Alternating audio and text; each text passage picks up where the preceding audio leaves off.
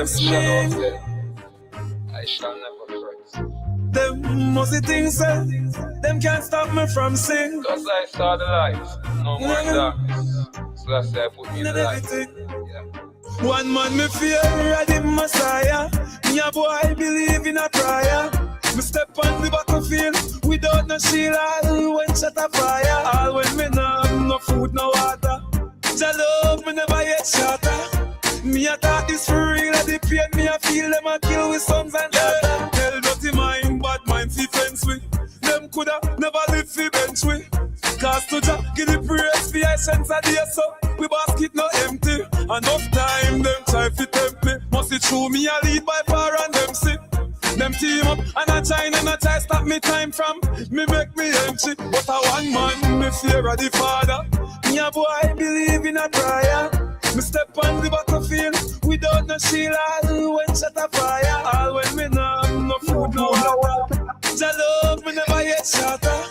Me a talk this for real. The pain me a feel them a kill with sons and daughters. Say what you want, say, do what you feel. Me no beg friends, so we coulda never deal. Real, when you try stop him heal. Seems like you a send me to the battlefield. Press what you want, press, and you a steal. Run what you want, run, and you a wheel. Then straight. Yo, my Vado, yeah, we have one wheel up on that one tune there, yo. Good morning, Ronin Radio, you know. Boy, them rise against me. I shall never fret. Them must things say, them can't stop me from sing. Cause I saw the light, no more darkness. So Hold on, brother, hold on. One man me fear of the Messiah. Me a boy believe in a prayer. Me not believe in that. I'm sorry, bro. I'm sorry, yo. Listen. Good morning. Get active, bro. Look, I started the show early because that's how committed I am to the bid, bro. I'm fucking locked in. New wallet, who's this? Honest review, no bullshit. I'm going to tell you what it is, man. And we're going to get a little ecosystem check. Shout out to everyone that's here right now, pulling up to the stream. Yo. What's good? Bro, repost this right now. You can feel the energy that I got. This show is about to be a madness. Theban's back in the building. I'm going to headbutt a sheep in the middle of the show today. If you want to see that, repost the stream. What's good? Good morning. Get this in, bro. You need this. Just what, like, trust me. Movado needs to touch your spirit a little piece today. All right, yeah. Hold on, DJ. Reel up that one right there. Yo, Movado, hey, Messiah, yo, one boy. Them can't stop me from sing. cause I saw the light, no more darkness. So that's why I put me in the light. Yeah. One man me fear of the Messiah. Me a boy believe in a prayer. No, let them who this. Without no shield, all when shut a fire. All when me no have no food, no water. Jah love me never yet shatter. Me a talk this for real. The pain me a feel them a kill with sons and daughters. Tell dirty mind, bad mind fi fence with. Them coulda never live fi bench with. Cause to Jah give the praise fi essence a day so. We basket no empty. Enough time them try fi tempt me. Must it true me a lead by far and them see. Them team up and a China and a try stop me time from me make me empty. But a one man me fear of the Father. Me a boy believe in a prayer. Me step on the battlefield without no shield. All when shut a fire. All when me no have no food, no water. Jah love me never yet shatter. Me a talk this for real. The pain me a feel them a kill with sons and daughters. Say what you want, say. Do what you feel. Me no beg friends, so we coulda never deal. Real. When you try stop him heal. Seems like you a send me to the battlefield. Press what you want, press, and you a steal. Run what you want, run, and you a wheel. Then straight up, then I coulda what you feel. Man a soldier, so me coulda never kneel. One man me fear of the Messiah. Me a boy believe in a prayer. Me step on the battlefield without no shield. All when shut a fire. All when me no have no food, no water. Jah love me never yet shatter. Well, I need you up on your feet, bro. I need you buckling with energy today. That's what I need. Okay? We're bringing it back, bro. Christmas around the corner. Bringing it back. The market fucking sucks, bro. Sucks. Must it true me a lead by far and them see.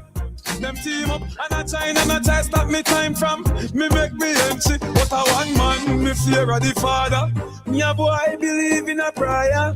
Me step on the battlefield without no shield. All when shot a fire. All when me no have no food, no water. Jah love me never yet shatter. Me a thought this for real. At the pain me a feel them a kill with sons and daughters. One man me fear of the Messiah. Me a boy believe in a prayer.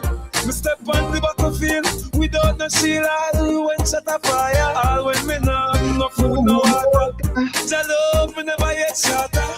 Me a thought this for real. At the pain me a feel them a kill with sons and daughters. Yeah. That one there, Movado, yo, that song of the day, bro, that got me up. That woke me up from my rise. I don't know what I'm saying, bro. Like that one there, right there, yeah, is what I drove to school with. I didn't go to school. I dropped a little girl off at school, okay? But we drove to school, banging that one. She's gonna go into a teacher's class today and say, "Hey, yo, pussy, I'm not doing no blood clot work." That's how it's gonna go down, man. Sometimes it's gotta be like that. Anyway, we're gonna keep it rocking on. All right. So my band comes to my father where 7 days a week. So hard work, it's easy for me, you see me? Never give up, I know what I mean to do, I hear that. And just go feel. Get a youth, unstoppable, turn away a train. Everything fence, every lane. He a aim for the sky like plane. Them a pray for we fall like rain. Every man have a dream and a nightmare. Every day can't be the same. He a aim for the sky like plane. Them a pray for we fall like rain. From me a little youth, me tell myself me have a plan. Me want famous like Ninja Man. Me have a plan. Yo, good morning. Welcome to Ronin Radio. We are pulling up, bro. It is what it is. Early show, and I mean, it's not really an early show. I just never start before 9 a.m. and it's 9 a.m. and then we've been here for like fucking 7 minutes, mate. Good morning to you. Appreciate everyone that's coming through early dems. Yo, repost the stream. Let's get it shared out there. We got a new wallet, so I got to review it. Ghosty, I'm gonna be real with you. I cannot share your songs because they are just MP3 files right now. If I by the end of the show, I can probably upload a few into the actual media section of this stream, and then we can play them. But yeah, as of right now, I can't like just go ahead and wheel them up. But it's gonna be a good show today. You know why? Because that motherfucking man, that guy D-Ban is in the building, bro. So we're gonna have some good conversation, a little catch up. I don't know how much he knows of what's been happening recently. I don't know if he's checked the new wallet out. I'm going to give the review on the new wallet like firsthand. I looked at it a little bit yesterday, but I haven't like dove fully into everything. I haven't really noticed all the changes either. So we're going to look at that live today. We'll do an ecosystem check, make sure that we see and understand what's been happening, bro, because, you know, we've got Fableborn absolutely killing it. And Cambria is still doing well. We'll see how well those guys are doing and get an honest review from there. Also, market sentiment check it because yesterday was bloody. Yo, that shit was red as fuck. So we'll get a little look into that. We are just waiting for Mr. Stark to pull up in the building and we will start the show. But in the meantime, I will hold all of the Yardie Bashment reggae tunes that we were spinning up, all right? That was the bag I was in this morning, all right? I got the song of the day for you guys here. It is Sound Killer, all right? Sound Killer Part 2, Shy FX, Special Moss. This one's a little bit crazy. So turn your speakers up, ladies and gentlemen. We're gonna start the show pretty soon, but welcome to Ronin Radio. My song, me have a song killer. Some try to say my go get. Oh, I lied about putting away the Bashment Yardie stuff. Yeah, we're all the way there. I'm in blood clot, bro. A lot of some boy I go get up tonight. A lot of some boy I go lose up them life, boy. A lot of some boy want to pick up the fire. A lot of some boy not go see you tonight. You know why? Because Sound killer, we not see no sound where we sound creator. Right round the world like the equator. Looking away, yes, them see the danger. Them see the operate around the changer. They don't play to spin like a helicopter. And many sound dead, many sound capture. And many sound boy get them skull fracture. And the big warship out at sea anchor. Oh no, watch it now, we roll out the war tanker.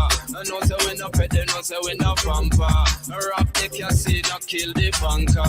And chocolate factory and Willy Wonka. And the wanted man face up on the poster. A bag of dub plating and the hoster. We kill sound boy, then check promoter. A lot of some boy I go dead tonight. Man, so wait the town and tell the media. A lot of some boy I go lose up them life, boy. Champion sound touching the arena. A lot of some boy want to put up the fire. A lot of some boy not go see food tonight, boy. You know why? Because the dub plate connected to the changer. The changer connected to the mixer. The mixer connected to the amplifier. The amplifier connected to the speaker. The bass line a beat like a bazooka. From way up into the past straight to the future. So me no know how them to stop that sound, yeah. And them know say we there for shell that town, yeah. Sound killer. We not see no sound where we sound fraider. Right round the world like the equator. Looking away, yes, them see the danger. Them see the operate around the changer. They don't play to spin like a helicopter. And many sound dead, many sound capture. And many sound boy get them skull fracture. my sound we have a sound killer. Some try to say my God get murder. My sound we have a sound killer. A lot of some boy I go dead tonight. A lot of some boy I go lose up them life. Gee, yo, Shy FX Sound Killer, bro. Add that one to the playlist there. I'm telling you. I'm gonna play one more song because I don't feel like fucking starting right now. So you know, that's it. That's the tea. Sip it, fucking put it in your pipe, smoke it, whatever the fuck you want to do. Next song, wheeling up right now. Shella Verse by the Military, Inner Verse, Sammy Virgil, Flo Dan, a legend. Also, here's some news today, ladies and gentlemen. I'll be the only human being. Everyone else is a bot. They are not real people. They don't have cameras. So that's the tea, bro. That's reality. The tea is reality. So it's gonna be a mad thing when me get. It's gonna be a mad thing when me get active and Shella Verse. Sound like the military leather verse. With him, you know I got hella verse. It's gonna be a mad thing when me get active and Shella Verse. Sound like the military leather verse. With him, you know I got hella verse. Wheel up that, pull up that, pull up that. Run that again, road boy. Pull up that, pull up that. Run that again, road boy. Bro, it's gonna be a mad thing when me get. It's gonna be a mad thing when me get active and Shella Verse. Sound like the military leather verse. With him, you know I got hella verse. It's gonna be a mad thing when me get active and Shella Verse. Sound like the military leather verse. With him, you know I got hella verse. Wheel up that, pull up that, pull up that. Run that again, road boy. Pull up that, pull up that. Run that again, road boy. Mad thing when me get active and Shella Verse. Sound like the military leather verse. With him, you know I got hella. Isn't it? You know my thing, rude boy. But they're gonna get out of hand right now. That's part of the plan. Original Dan. There's only one Mr. Sandman from both of them and late and some can't understand how to say fine and slang. Wanna follow and be like man. Followers pay through, won't ever land. Let me burn down the place called Fireman Sam. You know my steed. Burn down the rhythm, be a feed. And I send it for the very good. Me and what's better they set the mind free. It's a must do in times like these. Be a technique. Night boot them and leveling. That's something that you're never gonna see. I stand up on the stage show at 3 o'clock. Everything burn down by 3. Lightning. I saw me say the levels on the hype thing. The rebels them are getting excited. I saw me like it, no compromising. The boy them say they wanna stop man fighting. Rise up the levels on the hype thing. The rebels them are getting excited. I saw me like it, no compromising. The boy them say they wanna stop man. Mad thing when me get active and Shella Verse. Sound like the military leather verse. With him, you know I got hella verse. It's gonna be a mad thing when me get active and Shella Verse. Sound like the military leather verse. With him, you know I got hella verse. Wheel up that, pull up that, pull up that. Run that again, road boy. Pull up that, pull up that. Run that again, road boy. Mad thing when me get active and Shella Verse. Sound like the military leather verse. Rhythm, you know I got hella. Isn't it? You know my thing, rude boy. Yeah. and I ain't done yet. Every little bird every goof cough crap. Table stop turning when everything says. When I'm putting in work, when I rap, when I pen, when I need my jack, microphone ready when I step man slap for your DJ set. We do it with intention. One less spot, ladies and gentlemen. That's never been said. Now close ever slightly correct. I'm a father, so you expect 16 to your neck like needle inject. Some wife and move when man I make step any kind of a rent. Just money for spend. It's gonna be a party, not to get it on me. Don't shoot to defend. To the rain. When we get active, I shall have us. Sound like the military, let a bus. Welcome, fam. It's time, man. Yo, good morning, sir. I don't know What's what time good? of day it is for you. I don't know, but yo, I'm glad you're here, brother. What's going on, man? Yeah, man. You know what it is. Always good to be here. It's 6 p.m. out here, man. 6 p.m. Oh, okay. Yeah. You had a day. How's it going? Yeah, it's good. How's the mic, though? Is it all right? Yeah. Sounding crisp. We still, we've moved up in the world, but we still haven't got an official mic for Mr. Demon over there. We need to get you a Shure travel mic. You travel with, right? So. No, I need to. So yeah, I got another place I'm going to tomorrow. Then after that, I can order, all the stuff that I need and settle in and all that. So. Yeah. Okay. Well, we're gonna bring through our guest of today. Is a legend in the game. You guys know him. You love him. But before that, check this out.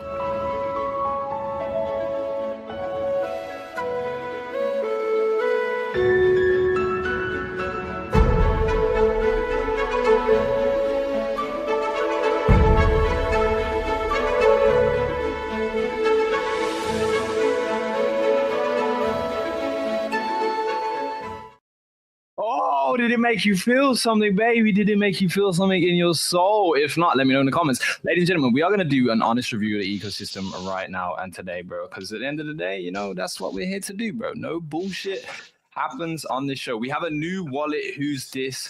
And we have our always loyal legend in the game, Mr. Stark.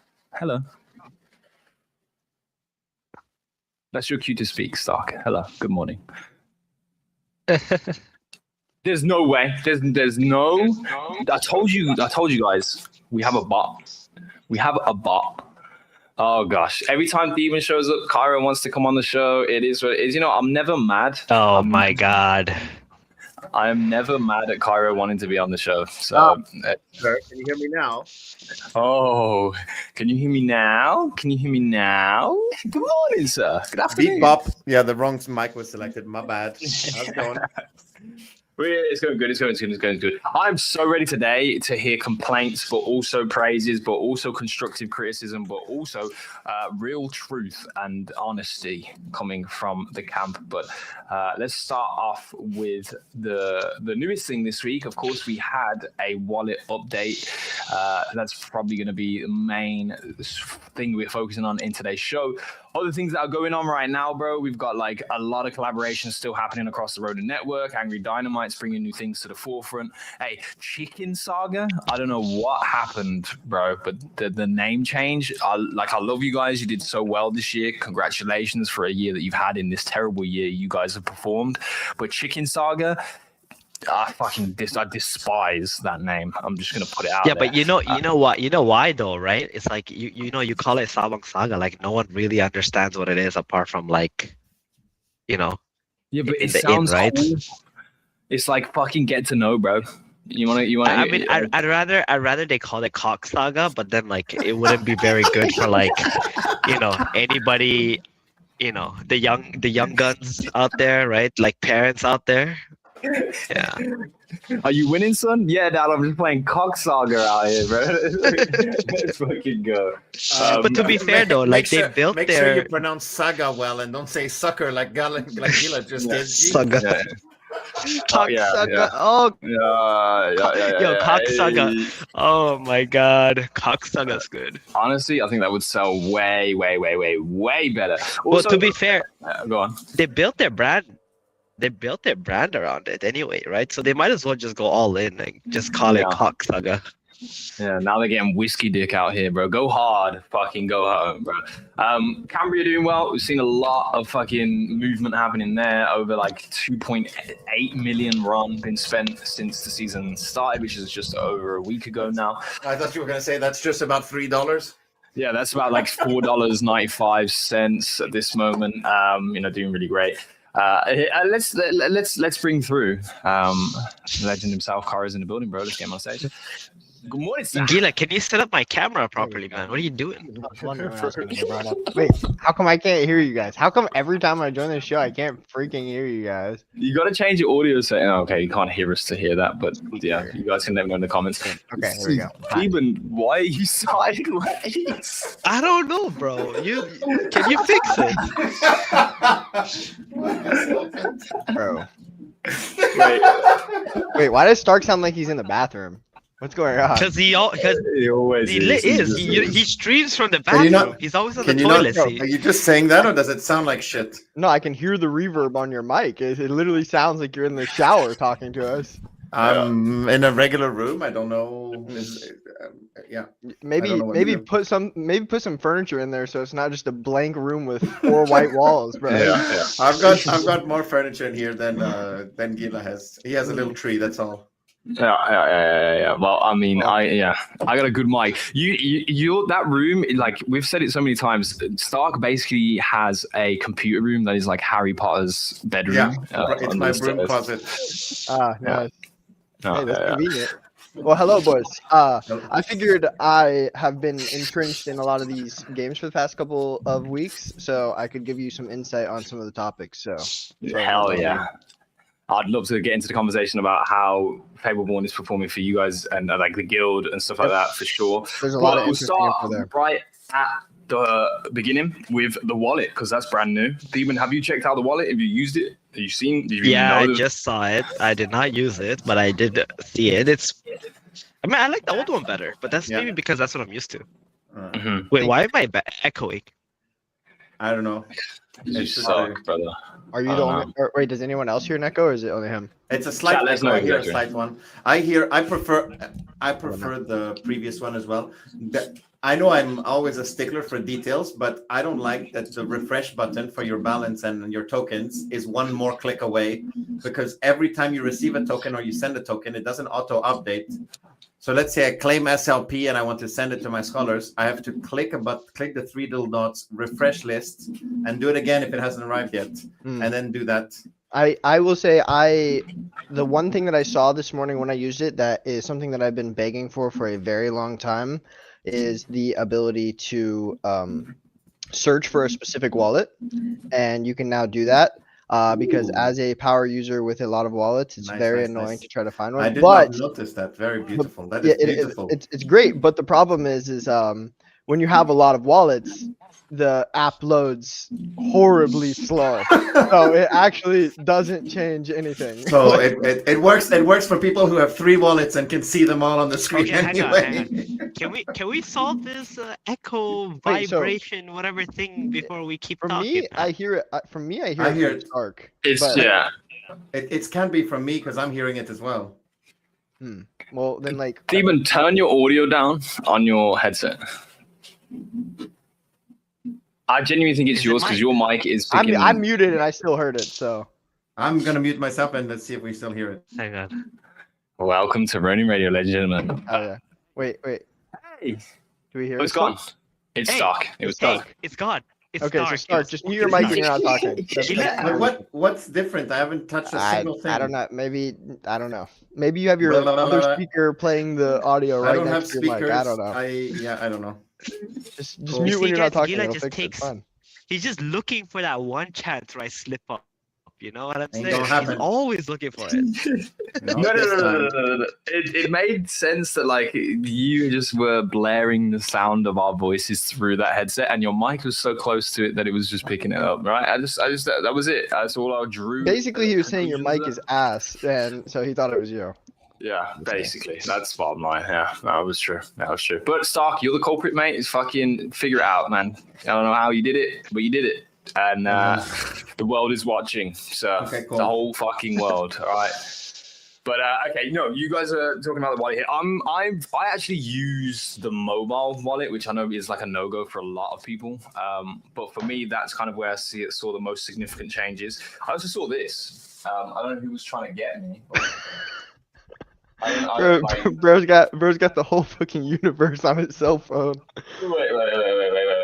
Can you see the wallet balance? I mean, we see the crazy string of numbers. Yeah.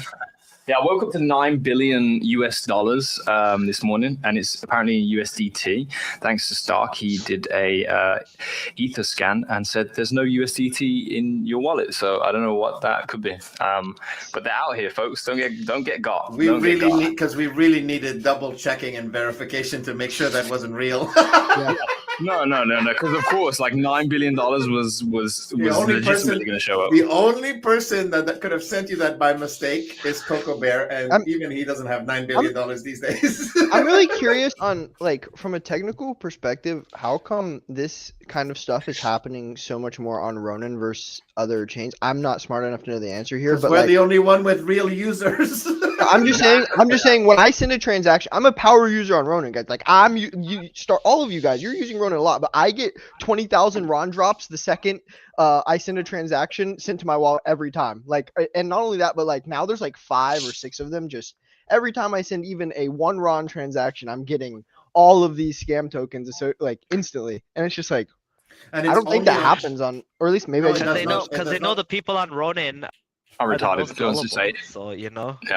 Okay. No, we don't need to go on that subject. I say gullible as in, like, they're considered easy targets, right? So it's more of an educational thing than anything else. And like, people on Ronin are also active, right? With their the wallet should just automatically hide that stuff from all of your stuff, even your activity, like everything. Like, that's definitely something they should fix in the new update. Yeah, I definitely would like to see that. How do you define?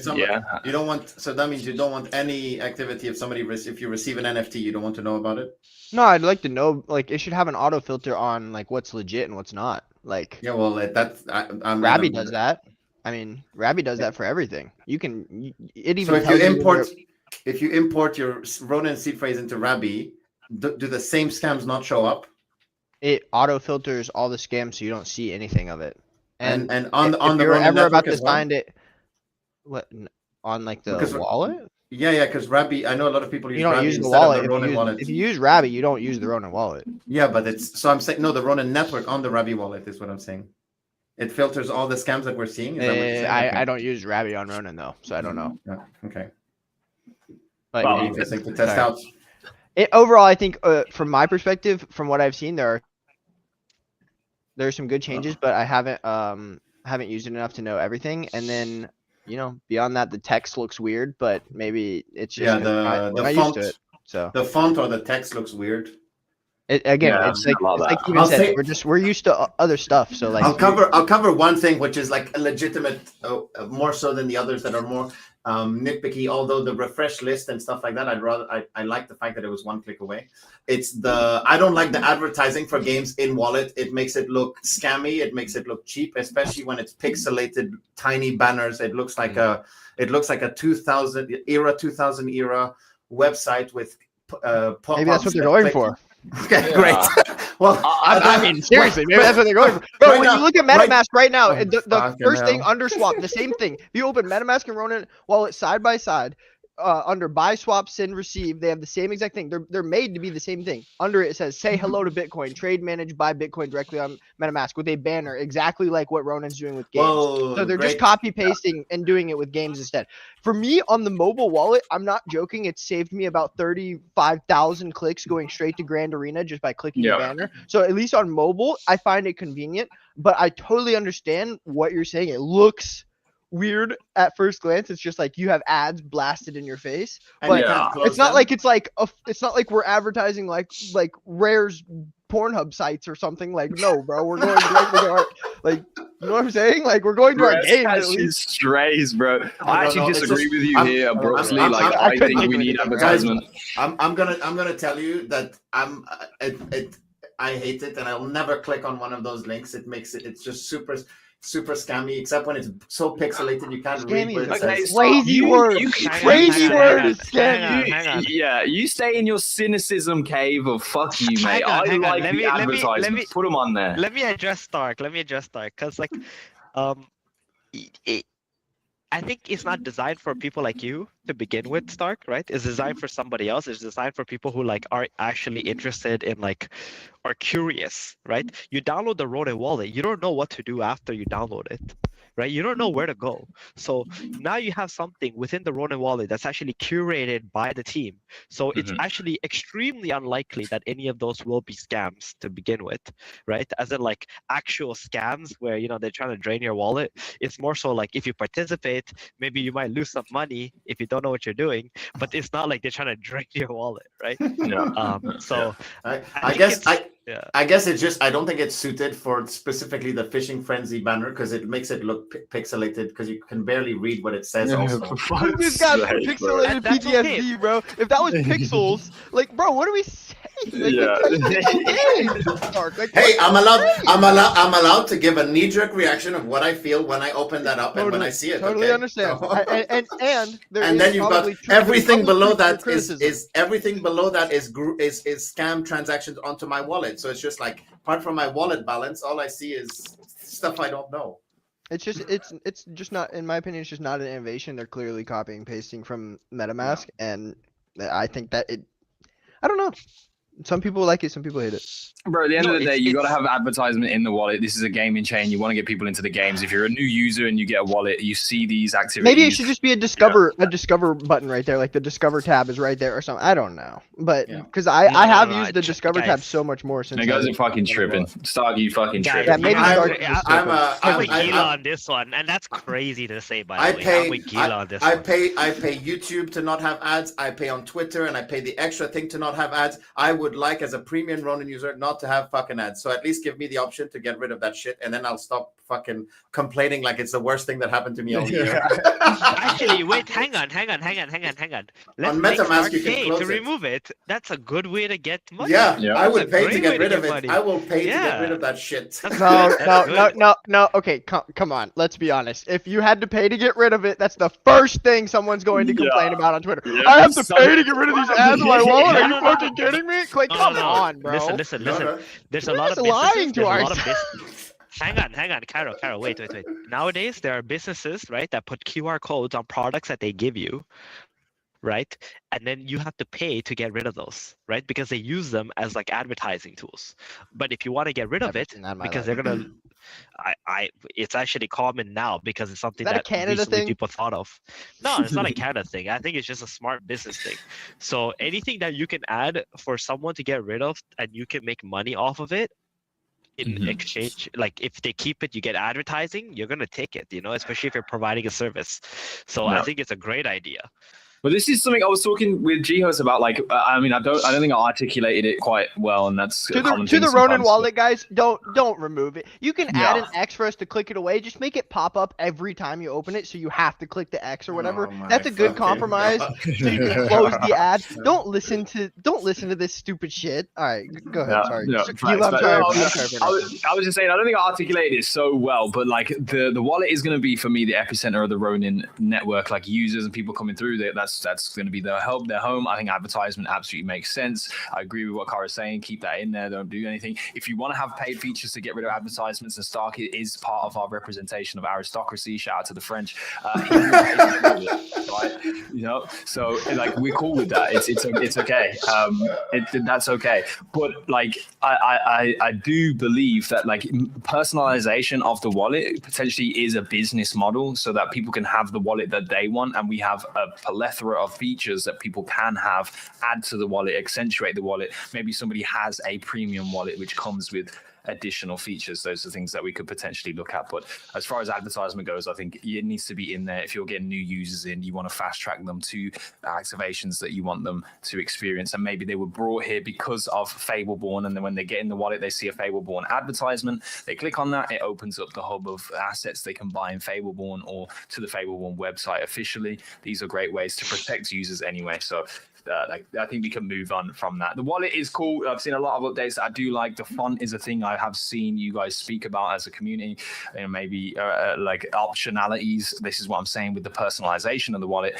Arguably is where we go, because I think what's going to happen is eventually people will get tired of the fact that like it's just okay, we've changed it. This is your wallet now, right? I think people will eventually want some kind of levers of control in that field if the wallet becomes such a personal tool in this network and in this ecosystem and industry. So but I love the wallet. Impressed. I don't know about you guys, but I've always loved the Ronin wallet. If it was faster, it used to be lightning fast. There was a time where it took no time to load between wallets or anything like that. I miss those days so much, because I have, like, when I go and do Homeland claims, it literally takes me 8 hours to claim everything between all of our accounts. Like, I don't know what caused it, but I agree. Like I used to miss the day where every single click in the Ronin wallet was instant, and now every single click takes like that extra process, like a half a second, and when you're clicking it like 100 times a day, it just feels like you're the overall. Also, I've noticed, by the way, I've noticed, Cairo, that if you disable,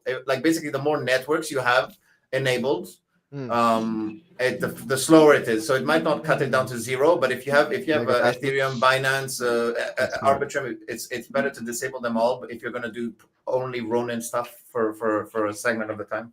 Smart. Yeah, there you go. Well, talking about power users and lots of transactions and managing things, let's talk about it, Cairo. How are you guys doing at Mark of the Zeal? How's things going over there with guilds and gaming, of course? Yeah, dude, this past 2 weeks has been insane. Like, we have had nothing to do but our just usual to-do list every day for like what feels like a year, and then out of nowhere, we start with the Fishing Frenzy TGE and then go into Fableborn and Cambria's launch. And right now, for Fableborn specifically, this is our main focus, just because we have a gigantic vested interest in doing good in this game and you know, seeing what's happening here. We're currently number 1 in the guilds by over 100,000 glory, which every day we're extending our lead a little bit more and more.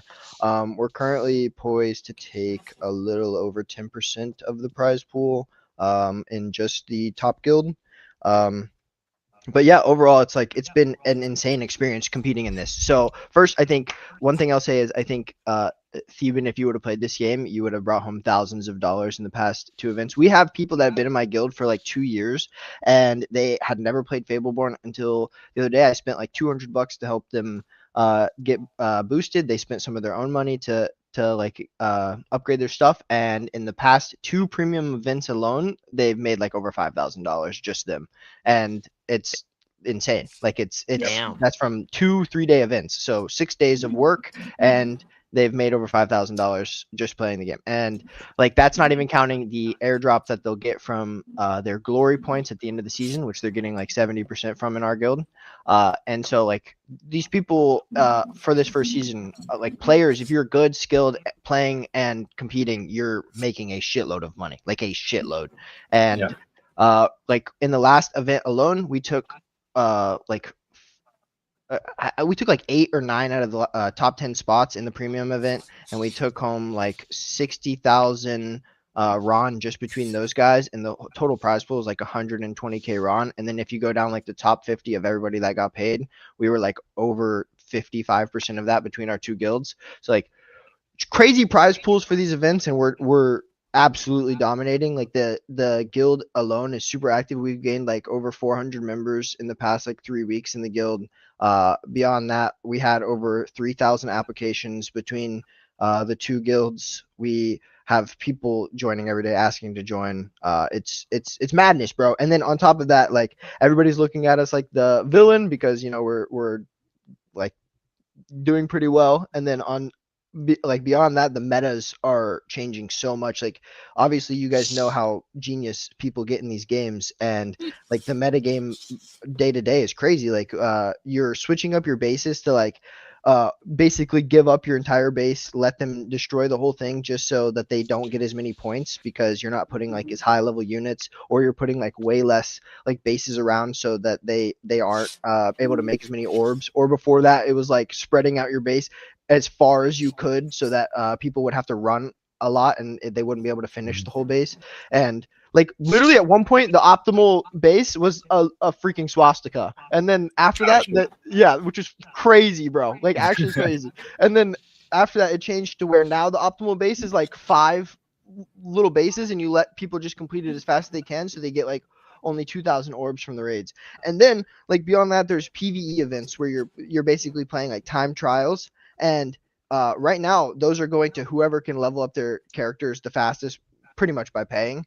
And bro, we'd been dominating in like all of these, and the PvE events were a little bit closer with other guilds because other people had similar level heroes. But then in the last PvE event, on the last day, out of nowhere, this Chinese guild comes out of nowhere, and they take all 20 of the top spots, like destroying everybody by like over like 40 seconds in the time trials. And everyone's just like, dude, what is going on? So it's like there's a lot of interest from just like a lot of different ways. Obviously Power's been doing pretty good as well. I do think that there have been a lot of problems with this season. Like Fableborn has executed pretty well on a lot of things, but there's just a lot of bugs and things that aren't right about the game at the moment that need fixed between now and the next season. And I think it's like kind of a lot. And I also think that like the way that guilds are set up and the way that players get their prizes from this thing, it's not optimal at the current moment, and definitely needs some tweaks. But the success is obvious. Like everyone's addicted to the game. People are organically posting about the game. There's organic like rivalries and guild wars. There's dude, you guys should see the state of my DMs. Like I wake up to over 100 DMs, whether it's requests for diamonds, fragments, like showing me their progress, whatever it is, asking to join. Like it's fully alive. And then that's just Fableborn, bro. Like Cambria is going on at the same time, and it's arguably like 3 or 4 times bigger than what Fableborn's doing right now, but it's just not a new TGE, so people aren't like as crazy about it. But Cambria's prize pool is like 1.6 mil right now, which is a lot to manage. Yeah. It's a lot to manage. Yeah. Over 100 members between 2 guilds talking to each individual. It's crazy, bro. It's crazy. Dude, why couldn't they do this like 2 months ago when I had no job? I actually don't think that it takes like that much time. It takes some time. It's like 4 or 5 hours. Listen, I'm practically 2 hours of working grind. 14, 15 hours a day right now. Like is like I got sacrifice work or sleep, bro. What? It's grind season. Come on, be a champion. No. Listen. I'm already sacrificing sleep for my family. All right. So there's nothing left to give. That's what I said. You're saying the lemon has been squeezed. The rock has been squeezed. Dude, it's just so unfortunate because like they literally started everything the same time I just started a new job. Yeah, I mean Cambria's impossible for any of us to play. Like if I'm being honest, like this is for the people that are straight up like addicted to those kind of games and they want to play only that. And honestly, it's creating an amazing ecosystem. Like we're seeing the formation of one of the best on-chain economies that we'll ever see. And then like Fableborn, you could actually probably fit it into your day. Like you actually could. I play most of my games on the train, and like I think like it's whenever they fix a lot of the problems, it's only going to require like max 3 hours of your day to actually compete. I mean, I could probably do that, but I think it might take me like another month or 2 before I like completely settle into my job and I have like a proper schedule. Because like, that's what it's gonna have to be. I just think it's amazing what we are seeing right now. Like I'm seeing guild members that have been in MOTS for multiple years that have been waiting for an opportunity like this, and they're fully taking advantage of it right now, and they're making boatloads, bro. Like they're literally making more than I am as a guild leader. Like what this makes me think is like, how does this influence or change how Atia's legacy develops? Well, I mean, they've been saying that they wanted to do risk to earn in Atia's legacy since, like, like for basically the entirety of the development. Yeah, we know that, right? But like, how? It's gonna be like, guild wars, dungeon raids, like all that stuff's gonna have to require some kind of entry fee to do. If I, it's gonna be, dude. If we're being honest, they're gonna copy Cambria. Like, if they don't, they're dumb unless they have geniuses on their team, which I'm not saying they don't. You guys probably do, but Cambria has proven the model for an MMO. Why would you not do what Cambria is doing? And even then, I guess then you have the problem of like, are you competing with Cambria? So I don't know. I don't, dude. The thing is, to Axie, I love Axie, but I don't see where Atia's legacy fits in all this. I'm one of the targeted users. I am an Axie like asset owner. I have a ton of collectible Axies. I have a lot of regular Axies. I want to play Axie games, but I don't see where Atia's legacy fits in currently. They've gotta like blow my mind, like honestly, and that's how everybody feels. I feel like. I don't know. It's tough. And it's a tough thing to do for any game, for anyone to just, especially when the bar is you have to do this. It's not. It would be cool if you blow our minds. It's if the line is you have to blow our minds, then the pressure is on. Oh, it's just that, or actually becomes part of the old guard, the past, basically. Like, it's just the predecessor to what Ronin ends up becoming, which is all of these great games. I mean, we have great experiences going on right now. Like, the thing is Axie is lucky because it doesn't have attention on it. If it had attention on it, the holes and the leaks that are going on right now would be just getting shit on everywhere. But instead, everyone's paying attention to the fun games that they're playing, so the devs have time to cook, which is it's good. Yeah, that's what you want to afford them. You want to afford them all that. We want that game to succeed. Yes, but you know what? This is really interesting because now, after seeing what happened with Cambria, Fableborn, even Fishing Frenzy, and soon Calamity, Calamity next week, and Moku. Yep, Calamity's gonna cook, bro. You guys are underrating it. Just wait. Okay. What I was gonna say was I think Ronin and Sky Mavis is getting better at like curating who they think winners are to be as like everybody else is dying up, because I feel like they gave chances to a lot of these different games, but like we also saw them fading away from some of these games over the last year, right? And like I'm starting to see that they actually made the right bets, because the games that are still here now are the ones that they've been supporting over the past year. I think that a lot of the choices probably made it really easy on them. Like, if we had to be honest, a lot of like the cream just naturally rose to the top, and they were able to ignore the people that weren't delivering anything, and they could see the people that were actually building stuff. And I think that, like, dude, every one of these games that you're thinking is like successful was incubated by these guys like 3 years ago. Like, every single one of them. Like, one of them was from the Forge, which is Cambria. Fableborn was like a long ass time ago, and then Moku literally got spawned in 2021. So, I mean, all of them have been here already. It's not like that curation happened a long time ago. I would say Fableborn is the only one who had potential even before they were on Ronin. Yeah, because they were on AVAC, right? Yes, but the thing is, Cambria, like you said, it was a Forge game. It didn't even have support, right?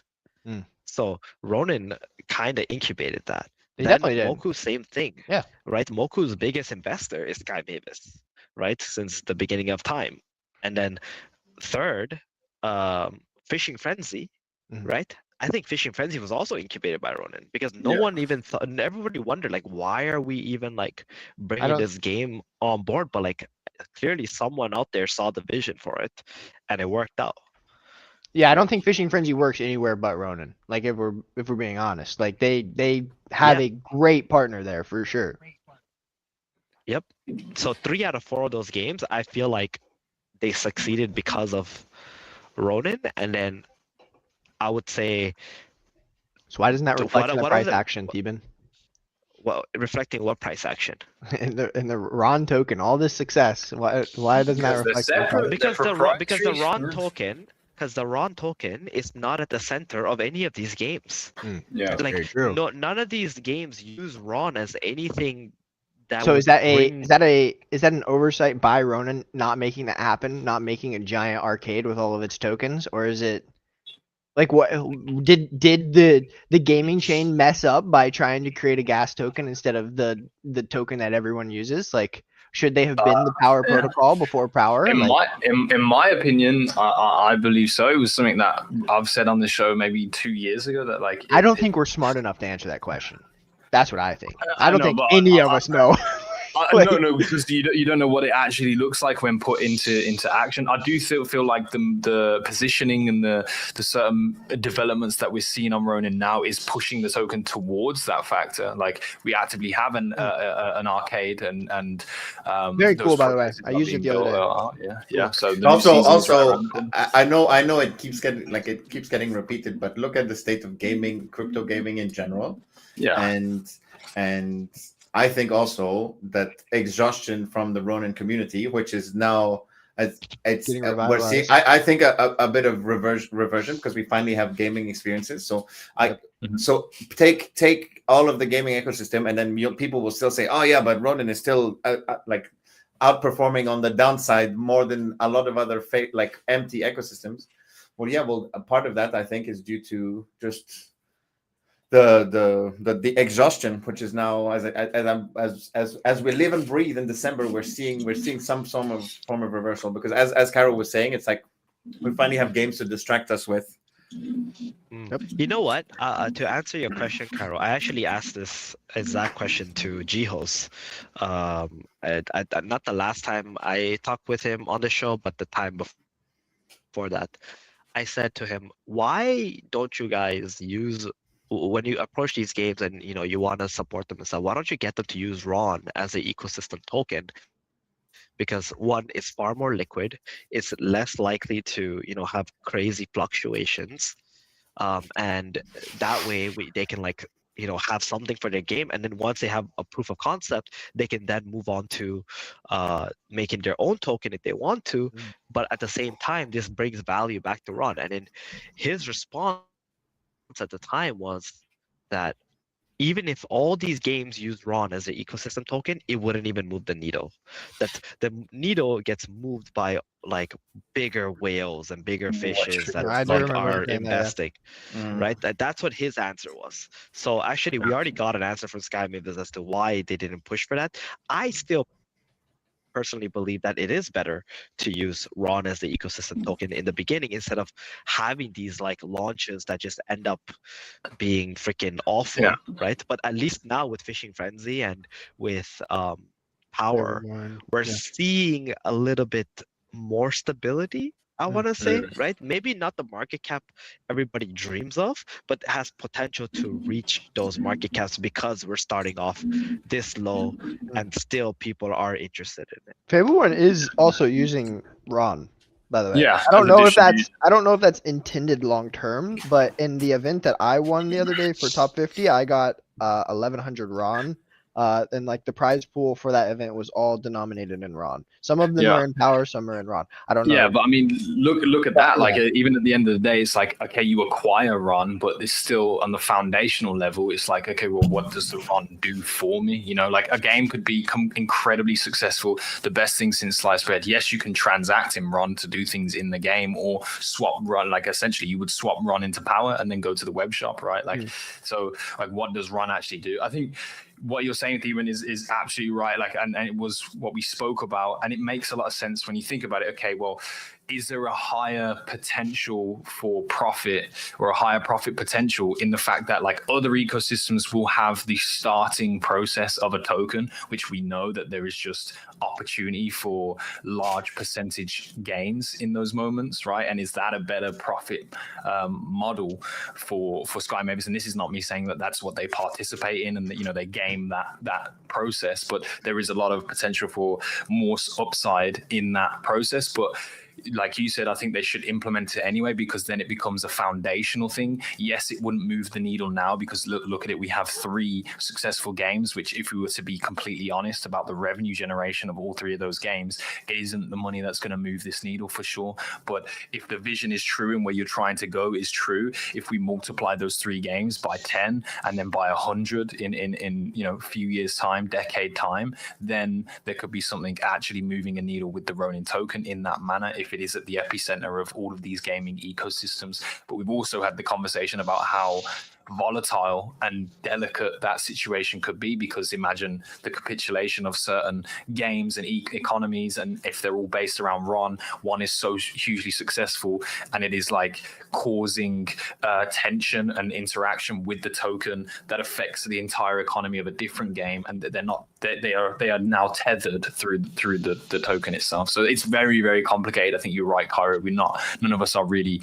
economically intelligent enough to be able to answer that question in foresight, right? Like you kind of need to see it play out. But that is one of the big things for me, and we spoke about it, people in the chat have spoke about it too. It's just fundamentally like beyond gas, like why would people desire the Ronin token? And you know, it's a very difficult question in the now. So tough stuff. Let us know what you think as well in the chat, bro. Why would they, or do you think that would be an approach you'd like to see? You know, having Ron be implemented more so into these gaming experiences across the network. Yeah, it's very tricky, because you could ask that question about a lot of like Ethereum or Solana. Like, what apart from like the staking and the stuff, it's like, what's the point of owning it apart from speculating on the token go up?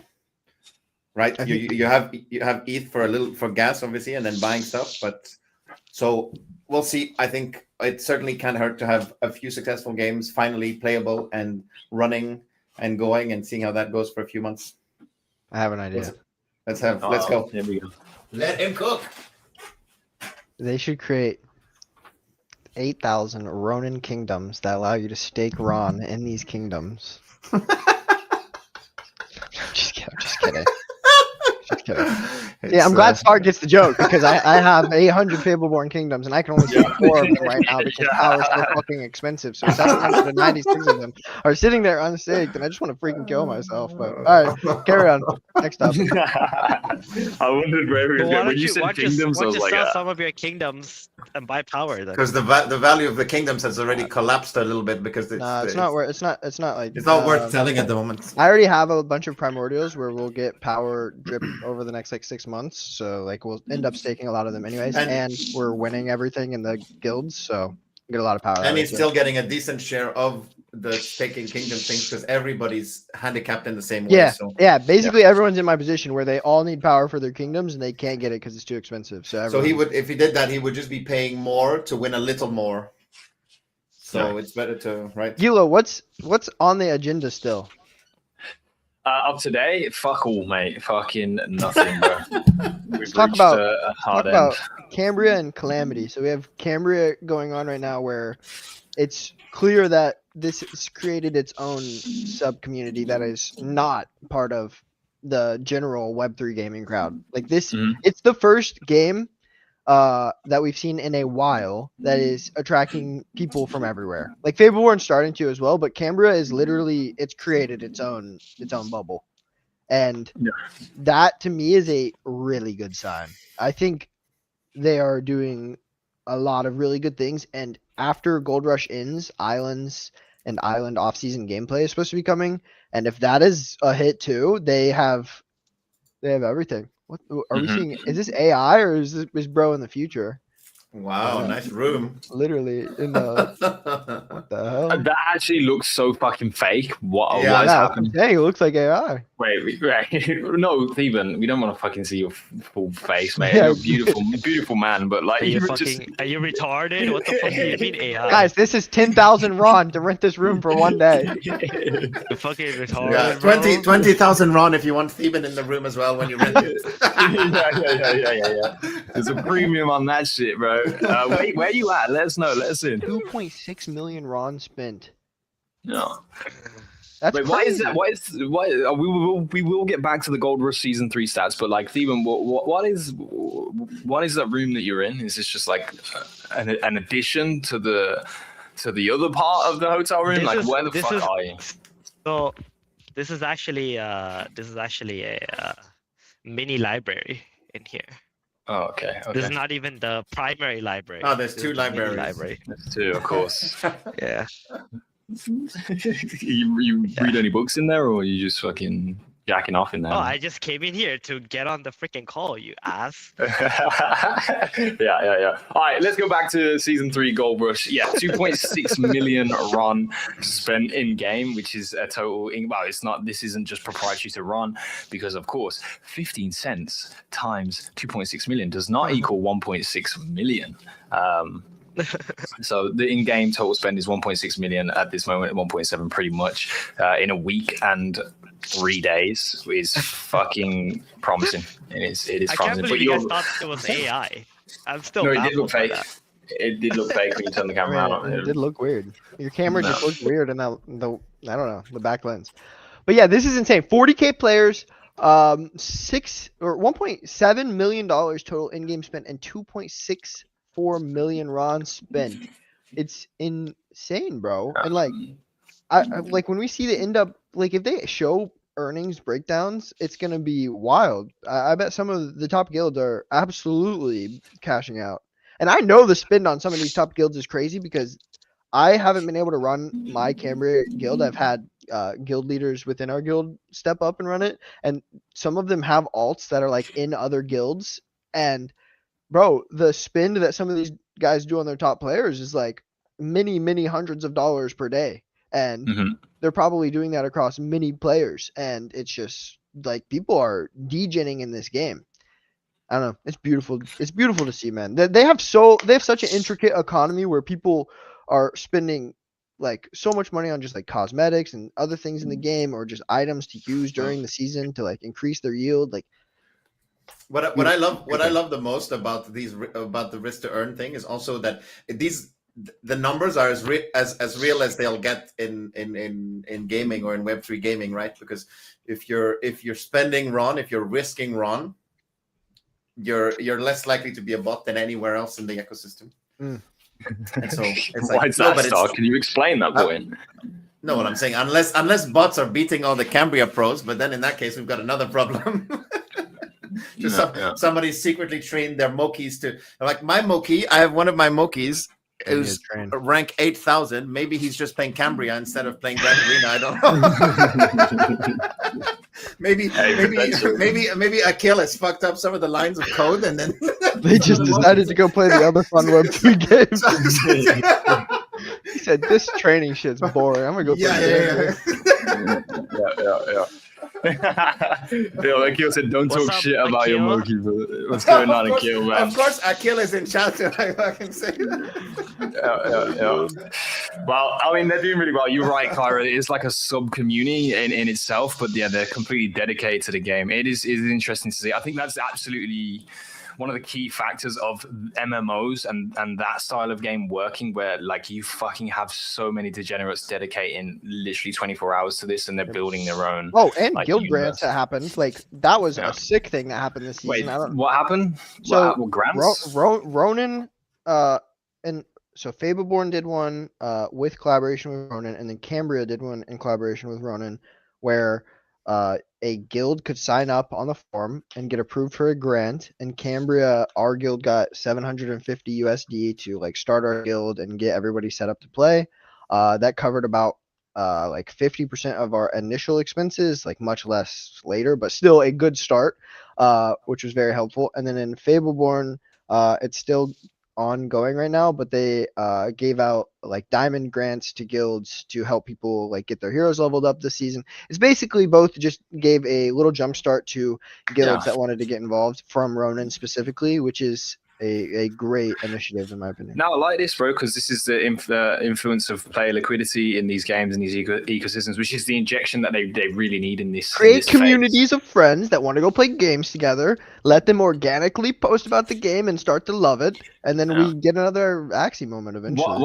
Kyra, what are some of the parameters that you guys hit that you would say that they expect to receive these grants? If someone's out there trying to put this together and go ahead and do it, what would you say? I think if you're from Ronin and you like legit know that you can onboard people, that is the best thing that you can offer. Like if you know that you can get 20 people to sign up that aren't on Ronin and play the game with you, like if you can prove that you can reliably get them onboarded, teach them, and they might become users and spenders in the ecosystem, that's the best thing that you could do for Ronin. So that's what I would apply with like in mind of, because like trying to be a competitive guild that's going to go and play super high in your first season of running a guild is just so unlikely. So like try to get as close to break even as you can, onboard people, and like that's your way of starting your own sub community right there. Yeah, facts. All right, get it done. Yo, if you're interested in making a guild, you can go ahead and get started, bro. Now is an opportunistic time more than ever. What tweet are we looking at? The one start did. Oh, he did. Here we go. Oh, we getting spicy. Okay, shout out to Cloud White, bro. Gone absolutely ghost recently, but here is a post that happened just today, this morning.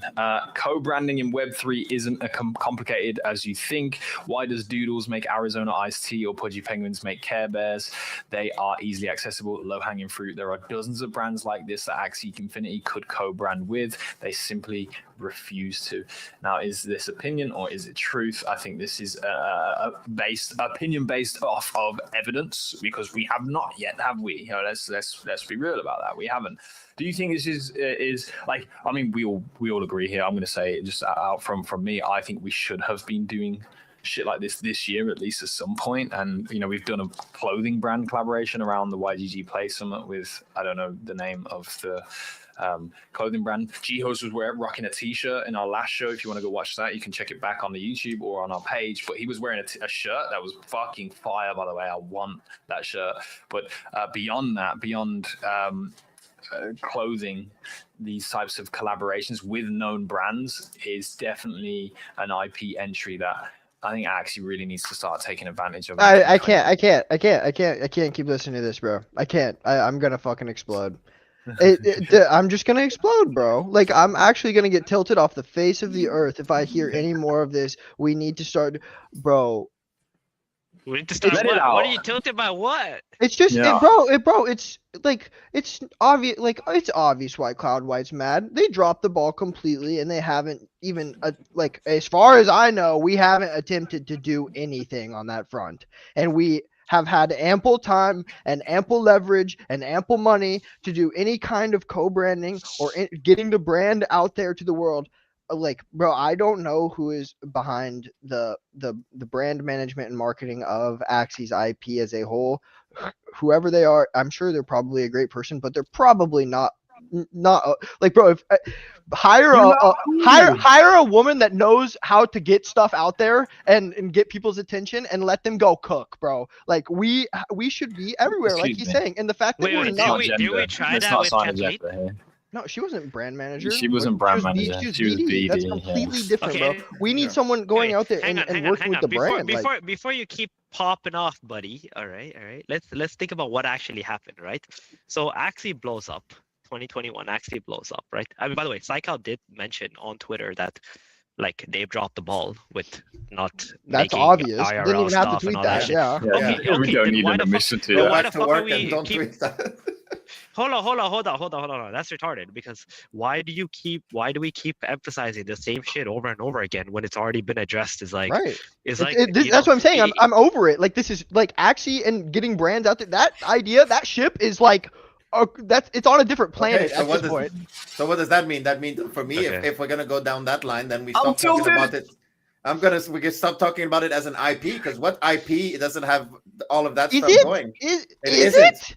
Like, I'm asking, is it like, dude, Scarf, you're the only one that's played Axie in the last, I don't even know how many months. Like, wait, no, I played Classic yesterday. Hold on. Okay, sorry. Hold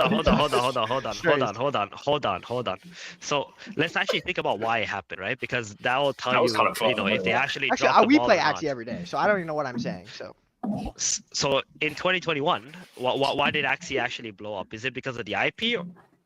Or is it because of, like, the game and the Ponzonomics of it? We all know the answer to this. Get to the point. Okay. This is what the conversation does with this topic.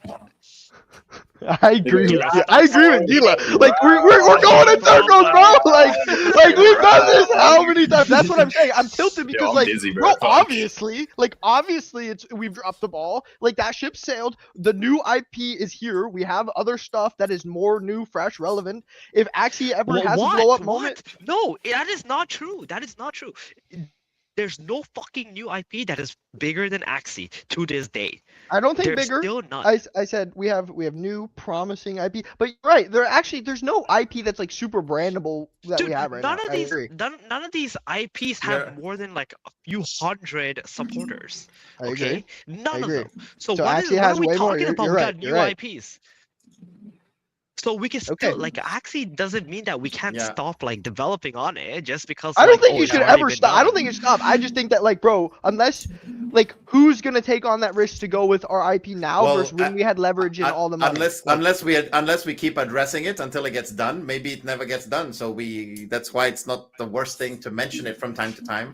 That it's still just as shocking. It's not because time has passed, and it's not because someone tweeted we dropped the ball that it's okay to. Every one of us has a Mystic Axie, right? Yes. Right. So go look in that chat.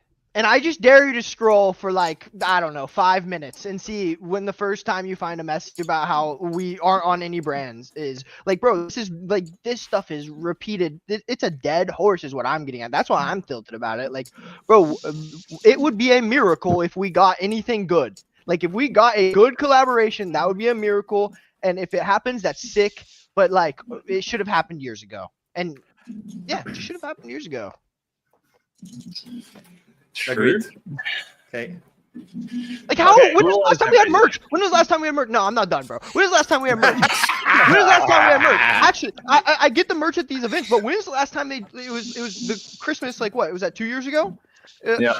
2 years ago. We had figurines. I'm still waiting for my Christmas merch. He hasn't received his Christmas merch. That's unacceptable, crazy. bro. That's beyond crazy. Actually, Ronin Arcade Rewards took like a month and a half to get sent out, and they just got sent out the other day. So there's just been we got to figure out the logistics across the board. Somebody's got to dropping balls.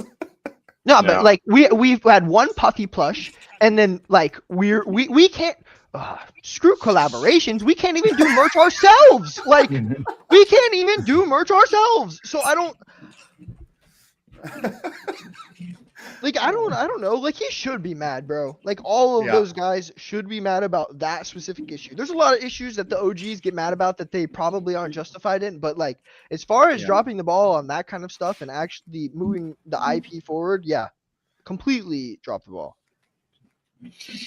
And that is the tea, ladies and gentlemen. It is true, though. It's a carousel. It fucking goes round and round and round and round. Yeah. I think what's happening, though, here is the fact that, okay, look, we are in development of Atia's legacy. Yes, the ball has been dropped. It's they've identified it, that it is an issue. But now it's a timing thing. It's like, why would we start the wheels turning on that now when we don't actually, like, to be honest, like, launching these things, these products, it's a form of marketing. The point of marketing is a conversion. If there's nothing to convert them to and they don't feel that it's something that they want them, like it's an environment they want to convert people to right now, and that it's not the time to full push, I think they are readying the line so that the push is effective in the way that they want to push, and that would be my reasoning for why nothing is happening. That's probably a good take. Probably a good take. And my take probably fucking sucks. And if you're the person that's hearing this and behind all this stuff and have been the one that I'm claiming to have dropped the ball, I apologize, and I'm sure you're a great person. But also, you dropped the ball.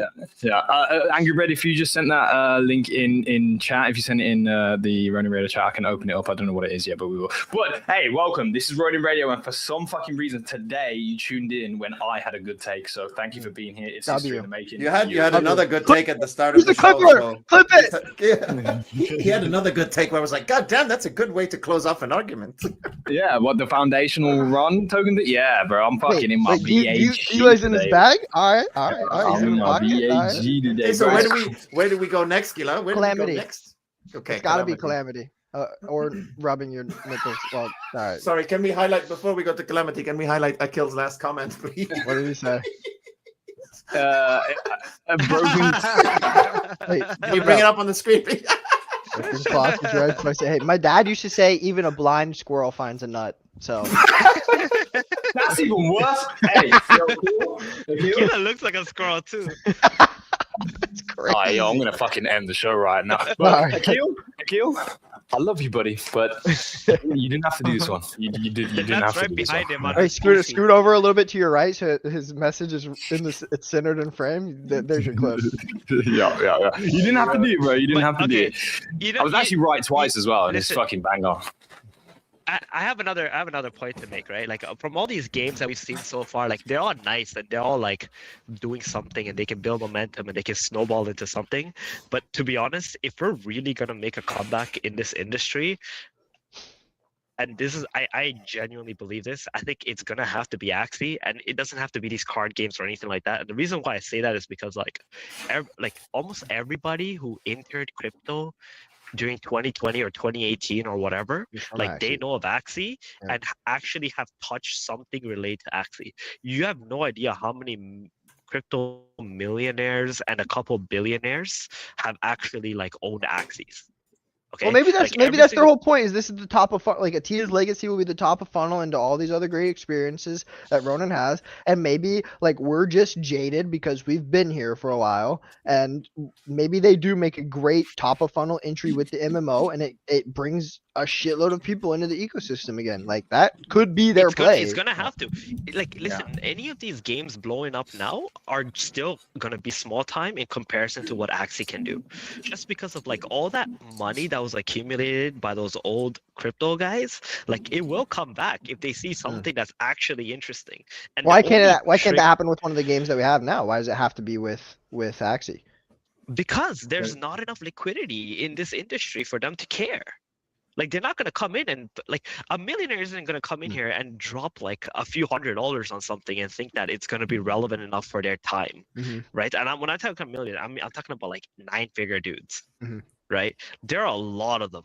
There are a fucking ton of them. I know because they're out here in Dubai, but yeah. So like we'll see what happens, man. I think Axie like. Well, do we think there can never be another Axie moment? Like, of course, no, you're completely right. Like, that is the sleeping giant. If we wake up, everybody, that's the problem. Is the thing that I write off a lot is that it's harder to get people back than it is to bring new users, in my opinion. So, getting all those people from Axie back to spend a second time after they may have not had the greatest run out is gonna be hard. So, I'm not disagreeing with you, but in my opinion, I think the same likelihood of another blow up with Axie moment for the scene is another game can do exactly what they did or better. Like you think that it's not possible because of the pandemic. Axie will do it. Axie will do it with nostalgia. Axie will fucking do it with nostalgia. Like you saw what happened in 2020 with like the cards, right? Like when Pokemon blew up, Pokemon lifted literally every other fucking card game. Or every other cards, every collectible, everything, right? It all started with Logan Paul with his first edition base set opening, you know. So when it comes to crypto games, Axie and the nostalgia of what Axie did from 2020, 2021, right, is gonna bring it all back at some point. When that is, I have no idea. It could be 3 years from now. It could be 4 years from now. It could be next year. Whenever people decide that, oh wow, this is cool. I remember how cool it was. I remember how it all blew up and it started this whole NFT trend. Yeah. The cycle. Okay, so again, another level-headed take to end off the argument. This is a good take because we do operate in cycles. So there is a good chance the thing that went out of popularity will come back. Good job, guys. You guys are having great takes today. I'm very proud. This is a productive, great conversation. I'm just cringing at the fact that you announced a great take before giving the take. No, he was saying that Theban's take was a great take. Oh. Yeah, if only you were paying attention. Our host is zero. I'm sorry. Lord. I just wanted to. I've been shot. I've caught shots. I'm just my fucking trigger fingers. Ruining the moment. Jesus. You know what actually happened is he ate too many beans for breakfast this morning, and it just made him. You know what's cool about being like the host of the show is like we can do stuff like this. We like, Theban, how's your day going, bro? Because we're having a good time. I think it's been a great show. I don't really remember many of the people that kind of came on today, but let's get to the next topic, ladies and gentlemen. Who are those guys anyway? Next topic is Cairo. We wanted to talk about Calamity. Yeah. So they're going to be coming out a little bit after Canberra season ends. I think it's like next week or the week after, but they are going to have a mobile playtest, and I'm super excited to play this game on mobile. If you guys haven't seen, the cosmetics in this game are like so good. Whoever makes the cosmetics in this game, they're really talented. And then Overall, it's just like another MMO. The people in my guild that played it last time, the playtest happened, they were blown away. They said they came in expecting nothing and they had a lot of fun.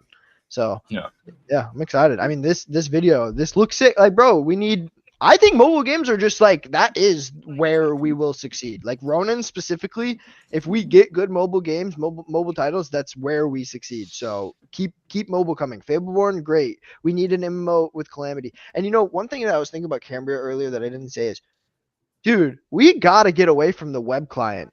Like, I need a downloadable Cambria client to play that game. Why are you falling asleep, bro? Does this guy above me even play games anymore? Like, doesn't he sit in an office for 14 hours a day? Like, what he's trying to say is that it's not all mobile gaming, but is that the sleeping? What's wrong with mobile? What's wrong? I'm not a mobile gamer, but I've come to terms with one pixelated games cringe.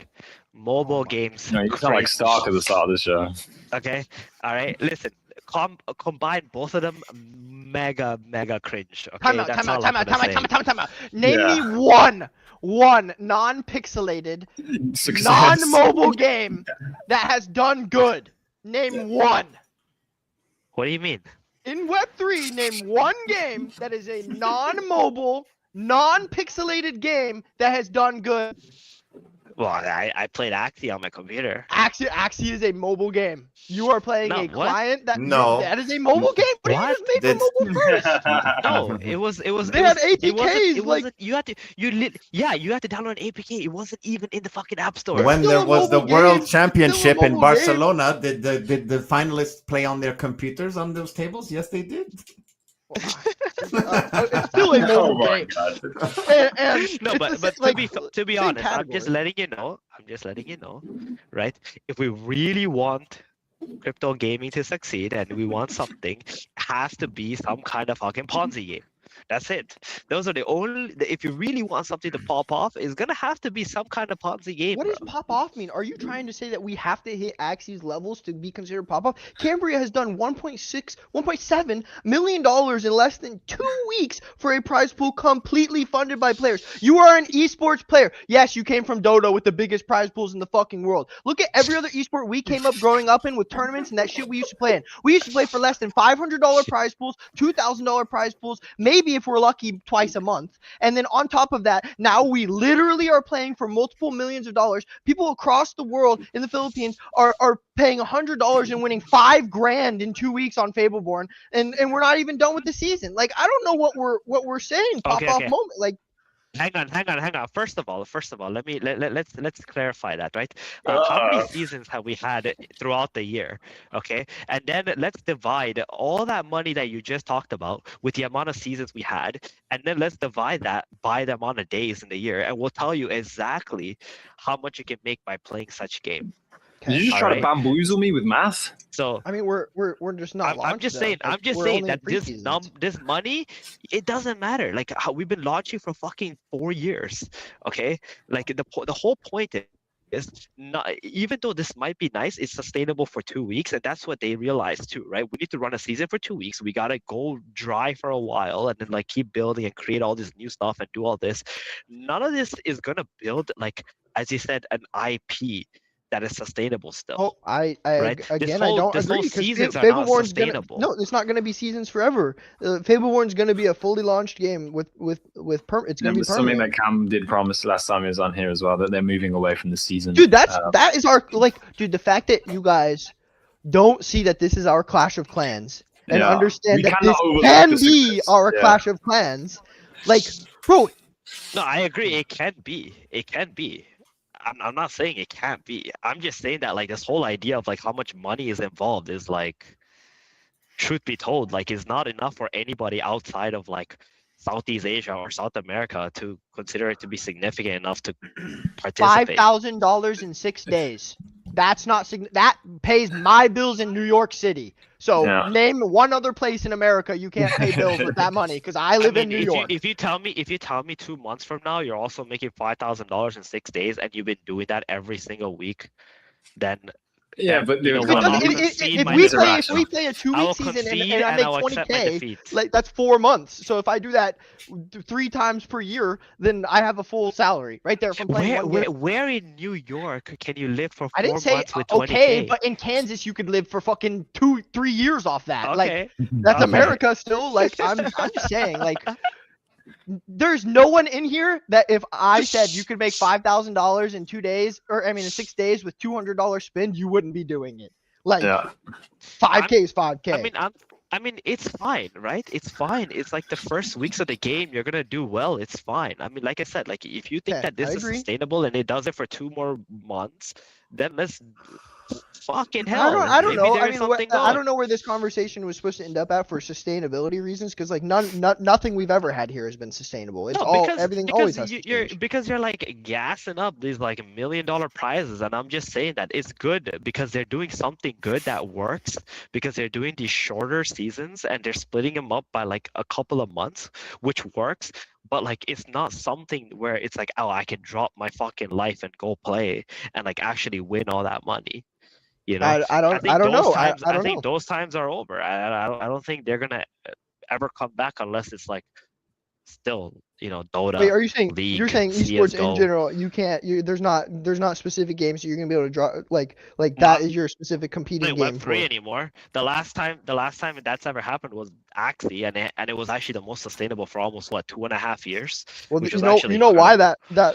that is the case is because there shouldn't be esports here. like we don't have games that are esports ready. Like we haven't. Even Axie wasn't. So like we made it a scene because it was the best thing that we could make work. But like esports aren't made for any of these games yet. Like nothing is developed enough. Like so yeah, in the short term, there's nothing that you can drop your life for and become an esports competitor in Web3. Like sure. Yeah, I think the strength in the point that Cairo was making here is that the fact that in comparison to even mainstream games right now, like these prize pools that are being spun up from the games in our network are tremendous. Like these are massive. If I showed this prize pool to a Web2 conglomerate like an esports org, and I was like, guys, these guys are spending $200 per person, and they're looking to take home $50,000 this season.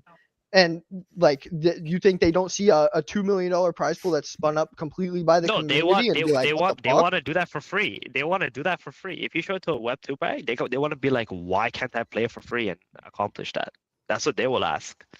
You know, I mean, actually, the $200 entry is actually a deterrent for them, but it's not sustainable, right? The thing is, like, that's why you have the it's not sustainable. It's like poker. It's risk to earn. Like that's what's sustainable about these models. Exactly. That's exactly why we're gonna continue to be smaller, but that's okay because there's gonna be like a market built around that. I need you to explain why it would make us smaller, because poker's grown year over year for like the past 20 years.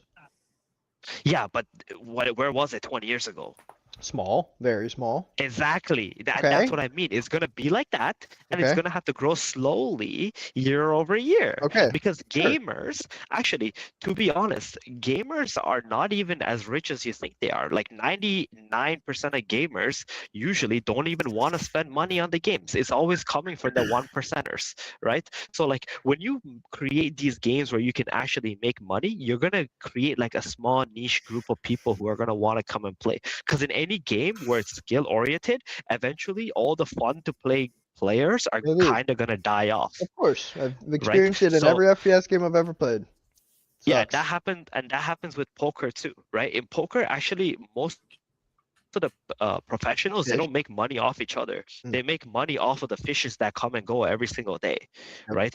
That money is the one that rotates around back into their own pockets. So it's gonna have to come to a point where games in Web3 are going to be the same exact way, because there's an entry fee to play in all these games, right? You need to own some fancy NFTs and so on and so on. So the whole idea of like these prize pools, it's nice to like engage and get people from the beginning, but how are you going to make it actually sustainable is that you need to grow with like a very small amount of players who want to keep playing the game, and then you got to keep going from there, and then other people from the outside are going to have to think that, oh, that game is pretty fun, let me go try it out right, lose their money, and then like you need a constant flow of I'm new just people saying, coming in. I do not disagree with a single thing you said. But when you look at, I'm just going to go back to Clash. When you look at Clash, everybody and their mother downloaded that game and they bought gems. And they weren't making money off of it. They weren't looking to compete. They were just playing and spending. And that is the beauty of mobile games is people will do that. Is people will do the Apple Pay with 2 clicks because it helps them progress and they get the dopamine hit. And that $5, they don't care if they never see that again. And that $5 funds the prize pools. And my entire point of this entire conversation was we have taken the beautiful thing, which is community funded prize pools for events. And it used to be strictly just esports events, but now it's just live op events in game. We're taking community funded prize pools, and then you can go and compete for that. And that keeps the game very interesting.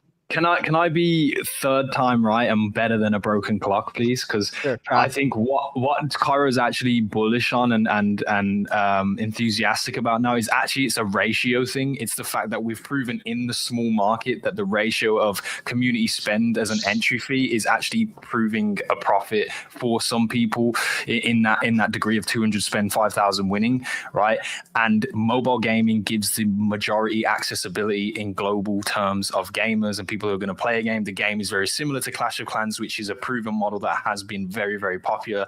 If we hit popularity scales or the spectrum of popularity that Clash has hit, then that consider the ratio is fucking crazy. And the sustainability argument then becomes true, because if the one side of the ratio of spend in just grows, then the profit out also grows equivalent to that. So there, shake your head no. Tell us why. Tell us why you shake your head no. Yeah, because you're thinking too much in this small little circle that we're inside of, right? The real problem to our actual game and why we can't grow is because, first of all, we actually can't get on the fucking App Store. We're on the App Store! We're on the App Store! Hold on. Not all games are on the App Store. What games are actually on the App Store right now? Fableborn, and that's what we're talking about. Okay? We're referencing right now. Are we okay, whatever, right? I'm talking about all these other games that we're talking about too, like what is it called? Calamity? Why am I blanking right now? Got pissed. Sorry, not Calamity. Cambria? Yeah, Cambria. Okay, all right. I think some game like Cambria, I feel like it can really blow up. And with the concept that you're talking about too, but instead of putting $1 million into like prize pool, I would have actually loved to see them put that into marketing through the App Store, right? Because if we really want these games to grow, we can't play. What do you mean? Why wouldn't they have people play the game for the prize pool? So why would they? The prize pool isn't funded by the team; it's funded by the players. Like they're not going to take player-funded prize pool and use that for marketing spend. Like what? No. I mean, you can still have player-funded prize pool. You don't have to have all of it into the fucking prize pool. You understand? Like if let's say they had like 500K prize pool, right? Okay. Or like 600K prize pool, and you had like $1 million towards marketing, right? Through the Play Store or whatever, or the Apple Store or whatever, right? You might be able to increase your player base by like multiple X's. You'll also burn about 80% of your current players. Yeah. And honestly, it doesn't matter, because the thing is that's how no one ever hire this man. If I see you hire him in for a game, I am dumping every asset. Every asset, I'm dumping him. Carol, don't hire him for a... Listen. That hurt me to say. I want you to get hired. I've never said this to anybody. Carol, listen. I've never said this to a single game in my entire life that I've worked with. Okay, but in the last 2 months, my eyes have been completely opened to like what the fuck is going on here. I think everybody here is just fucking circle jerking in the same community with the same people for 4 fucking years, and the same money is rotating around and it's just dwindling away and away because it just gets farmed by fucking botters and useless people. Okay? And then it just gets siphoned out. There's no fresh capital that has come into this industry for like almost. When you say industry, March, are you talking Ronin, or are you talking? I'm talking about Web3. I'm talking about Web3. You're wrong. You're wrong. Okay, I'm Web3. The market cap. The market cap for crypto has gone up. You're telling me Web3 gaming market cap has gone up? No, I said the entire market cap of crypto has gone up. We broke all-time highs. I'm talking about Web3 gaming I'm talking about Web3 fucking gaming. I don't know what that I don't know what that means. I don't know. What do Like, you I don't know mean what what that means? Anything, every game, accumulate every fucking token that exists in this industry. Okay. Okay. Take Ronin, take every fucking Okay, chain or okay, whatever gaming okay, chain there is, okay. and put it together. Okay. Okay. Not only has the market cap decreased, but also the people that are in here has decreased. Okay. People have not taken a different type of we're in a marketing crypto gaming approach bear to market. try to get people.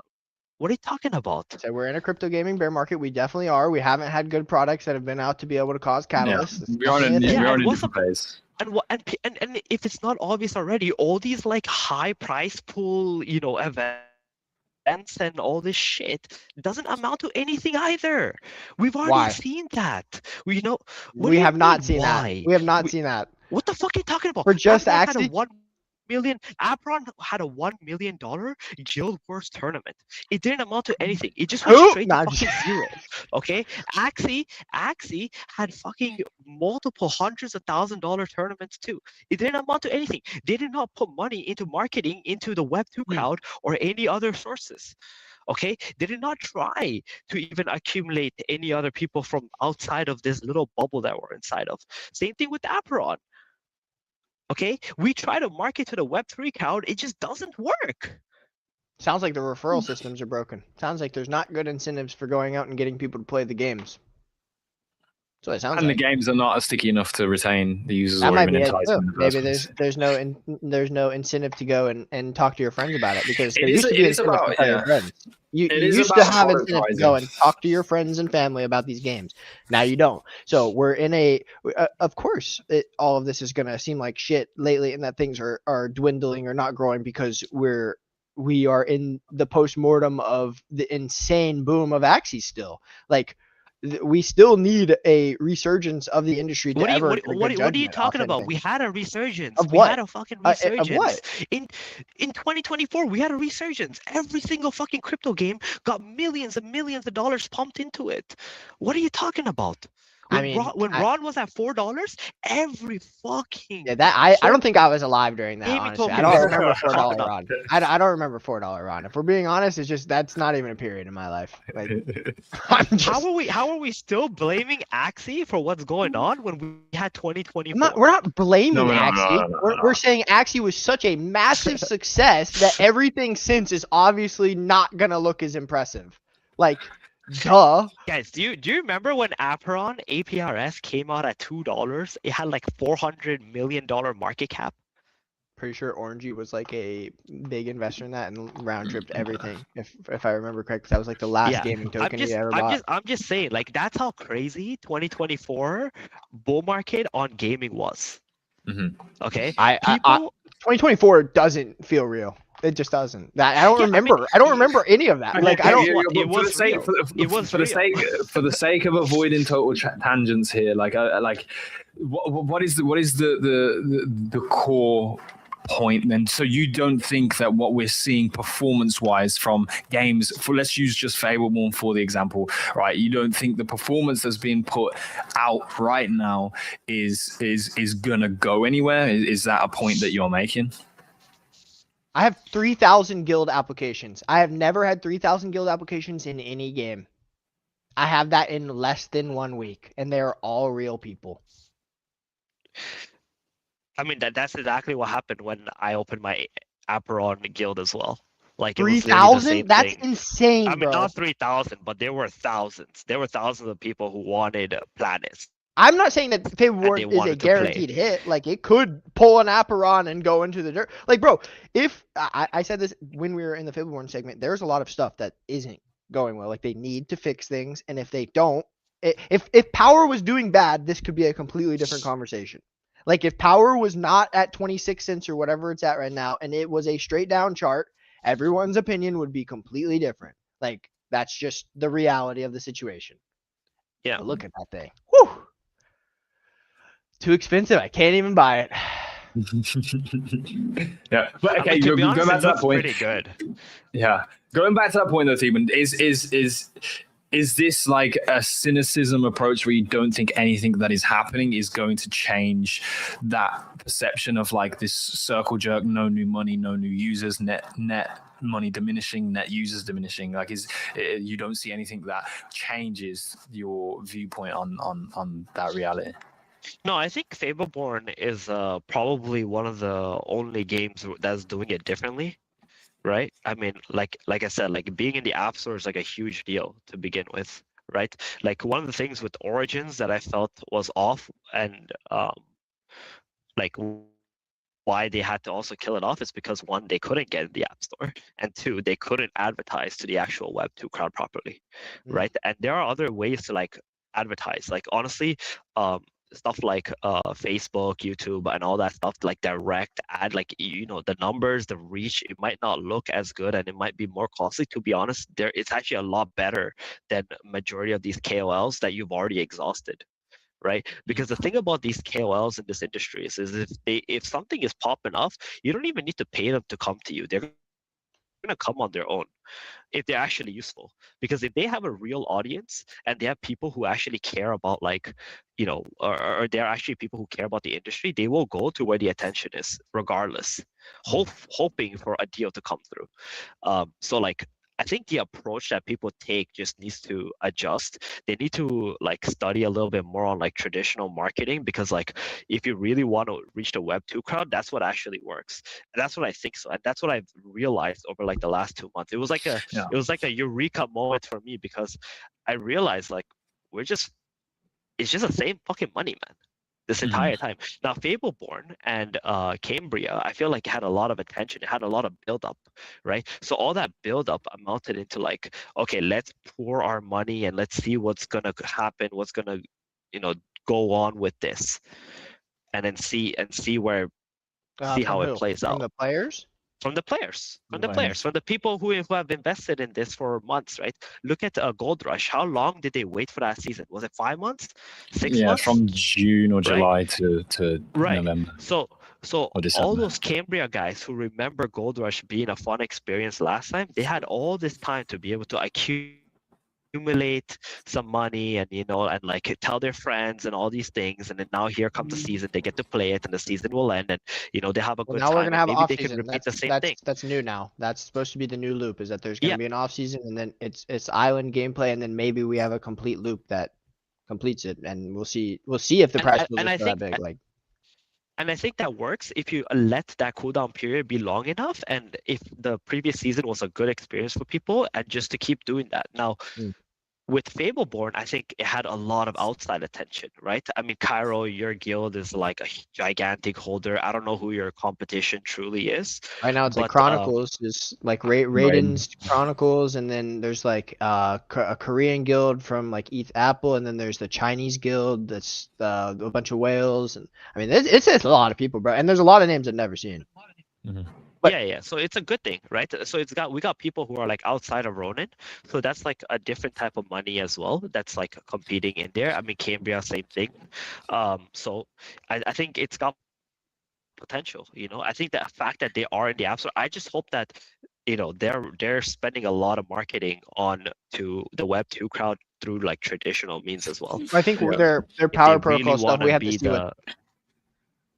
Oh, no, I agree with you. This dude, okay, first off, what you were saying about the way that games in our industry go about marketing is very, very immature for the most part. Most of them get absolutely farmed by agencies that go and they do not take care of these games. And I've been a huge advocate against these agencies for the longest time, and people have hated me forever for it. But I just think that agencies are a complete plague on all of this, and you shouldn't work with them. And yeah, go towards. Like, bro, do what used to work with mobile games and apps. I want to see them everywhere. Every time I click on a YouTube video, if I don't have ad block or if I'm not paying for YouTube Premium, I want that shit blasted in my face, bro. Like, pause. Yeah. But like, my goodness. I agree with you, Jasper, by the way, in the chat. Yeah, carry on. Nah, so I mean, like, I agree with a lot of what you're saying. Just what I'm doing. So can we end on a positive point here, Stephen, that you can see that there is a potential for loops to be completed here, and that actually in the last 4 years we haven't really been this close to a product loop that we are on the verge of seeing be executed. Of course, I mean, I've always been bullish from day one. The only problem is like how they decide to spend their money. You know, there was like, also a point in that like back and forth where you mentioned about like money from player spend going towards marketing, having like what was the point you made? Yeah, I think the point there was it wasn't about like the player spend. It was more so like use your money to market, prioritize that, and then accumulate players. Then focus on like this gigantic prize pool. You know, the gigantic prize pool is, I'm telling you, is not going to pull in people. It's going to pull in the wrong people. It's going to pull in the people who are actually going to push away the mass adoption players, because they're going to completely outscale, destroy, outgrind everyone. You're going to be a small game. But if you're happy to be a small game, if you're happy to be a small game, then that's a good thing, right? Yeah. If your goal is to make a small game, right, and then very slowly grow outwards, then that's okay. It's not wrong, but you have to understand that that's your goal. But you can't be you can't create a game that is designed for a small game and then expect mass adoption. That's the only thing you can't accept. Yeah, I actually agree with you here, and I think the same technique is being used in two polarizing products, right? Like Cambria is intending to create like its own universe, right, of things, and it's almost leaning towards that degeneracy factor of like, yes, all the money that gets put into this game is going to be given to the prize pool. If you want to extract, here's the rules of the game, here's the play, put your money in and put your fucking money where your mouth is, right? And that's going to work there. And they are a web-based product, so their marketing strategy to Web2 users is probably not going to be, that necessary. It's more going to be the enticing factor of like, look, if you've played browser-based games in the past like RuneScape and MMOs and things like that, and you want to come and get some money off of other users, then here's an experience to do that. Fableborn, on the other hand, is using the same technique of like player spend is creating the prize pool, which I think is proving as a positive right now, because it's enticing people to come and play the game, but their product is on a different end of the spectrum, where I agree, actually, there needs to there needs to be some kind of spend for marketing to get players outside. I think they're already going to do that. Like, why wouldn't, like, they've just launched a TGE. Of course, they're going to have a huge marketing budget. And they're going to have a lot of power money. And they are going to have a lot of power money, especially with the token doing well. And like, in the past, these games, when you purchase something in the store, 100% of that revenue is going to the developers or the app store cut, whatever. And now through the web shops and doing it through tokens, they are able to create prize pools where a percentage of this revenue is going back to players to create an enhanced experience. That's the entire thing that got me addicted to Axie, was player-to-player economies, and the fact that like I was trading and selling to other real players. And it's just like the player-owned economy was the beautiful thing back then. And that is like, these are steps forward in progress on that. Like, if they just create a fun game, it would have worked without this. They would have not having to give 70% of the funds that they make from the shop back. They could have just taken it all and people still would have played because it's fun if they made a really fun viral game. But now, if they do that and this works, the players get rewarded in droves. Like, you get a shit ton back just for being part of the game. So in my POV, this is a step forward. Like, these prize pools, you say it's unsustainable, but in my opinion, we're moving forward in gaming through having better player and economies. I'm telling you, like, the player economy, that's great. The prize pools is sus, because like, dude, I was a guy who went around and farmed these fucking games. Sure. Okay. Because it was easy money. Okay. Right. I'm telling you, like, the outcome of that is not going to be good. You're saying like, tokens going to get dumped by the farmers. No, not it's not. They don't even. It's not even have to be tokens, bro. These guys pay out in USD. Some of these games. Well, I mean, we're talking about paid out in USD. There was no. We're tokens. talking about Fableborn specifically. It's all tokens. Like, it's. No, I get it. The whole point is they have a limited budget. Okay, when they run $1 million tournament, you don't know what percentage of their budget they're allocating towards this event. That's why I say it's unsustainable, because they need to get that $1 million somewhere else. Okay, the whole point of this is like, I prefer nowadays that they use that money to actually advertise through. Wait, am I blasted? Are you misunderstanding that these are funded by the players? It's not the team. The team does not put $1 into these prize pools. Not a single dollar. Are you kidding me? Are you kidding me? I'm asking because I'm like what you're saying is they should be. This needs to be understood. It does for us to go forward on this. So you're telling me that I show up, I put $10, and it goes straight into a prize pool? What kind of magic fuckery you think is happening here? Are the money just goes here and goes right into there? No, what are you bro, talking about? Steven, it's actually the web app. That's what it does. It's a smart contract. That's what this entire tech is. You buy from the web shop, you literally click refresh on the prize pool, and the power number goes up. So like I don't know what we're saying here. Numbers go up, bro. Oh my god. Bro, no, Steven, because if you're understanding right now that like that's like a being falsified, yeah. If you think like that's actually falsified right now, like we got it, like I don't want to be incorrect on the basis, but that's actually what's fucking happening. Like that's the net driver of this prize pool. That is not a business model. That is not a business model. What are you talking about? Bro, Carol, go pop off. I don't care, but like you're not right on this. In-app purchases go to the team. So if you purchase from the Power Web Shop, which is on their website, it goes directly to the prize pool. If you purchase in-app from the App Store, like with your Apple Pay, that goes to the team. So that is their business model. They make revenue through that, and then there's also revenue through the entire Power protocol that they're running, which isn't just going to be Fableborn. And by the way, I wanted to mention this is completely off topic, but I'm pretty sure they're announcing like there's a new announcement. Yeah, there's a new. And I'm pretty sure. I'm just putting the guess out there. I'm pretty sure it's Fruit Ninja. I'm guessing Fruit Ninja. That's my guess. So just so we can have that for reference in case I'm wrong or right later. But yeah, so what you're seeing on the screen is the Power in OpenSea. By the way, I just want to put that out there. Power token is also plugged into OpenSea today. You can pay and buy things on OpenSea. What you're seeing on the screen is the Power web shop that is denominated in Power tokens. This is auto updating with the price of Power. So if Power spikes, the price of diamonds will go down in Power number. If it goes down, the price of diamonds will go up in Power number. When you make a purchase on here, you can go to the Guilds tab on this, and it will show the prize pool at the top. Please click the Guilds tab.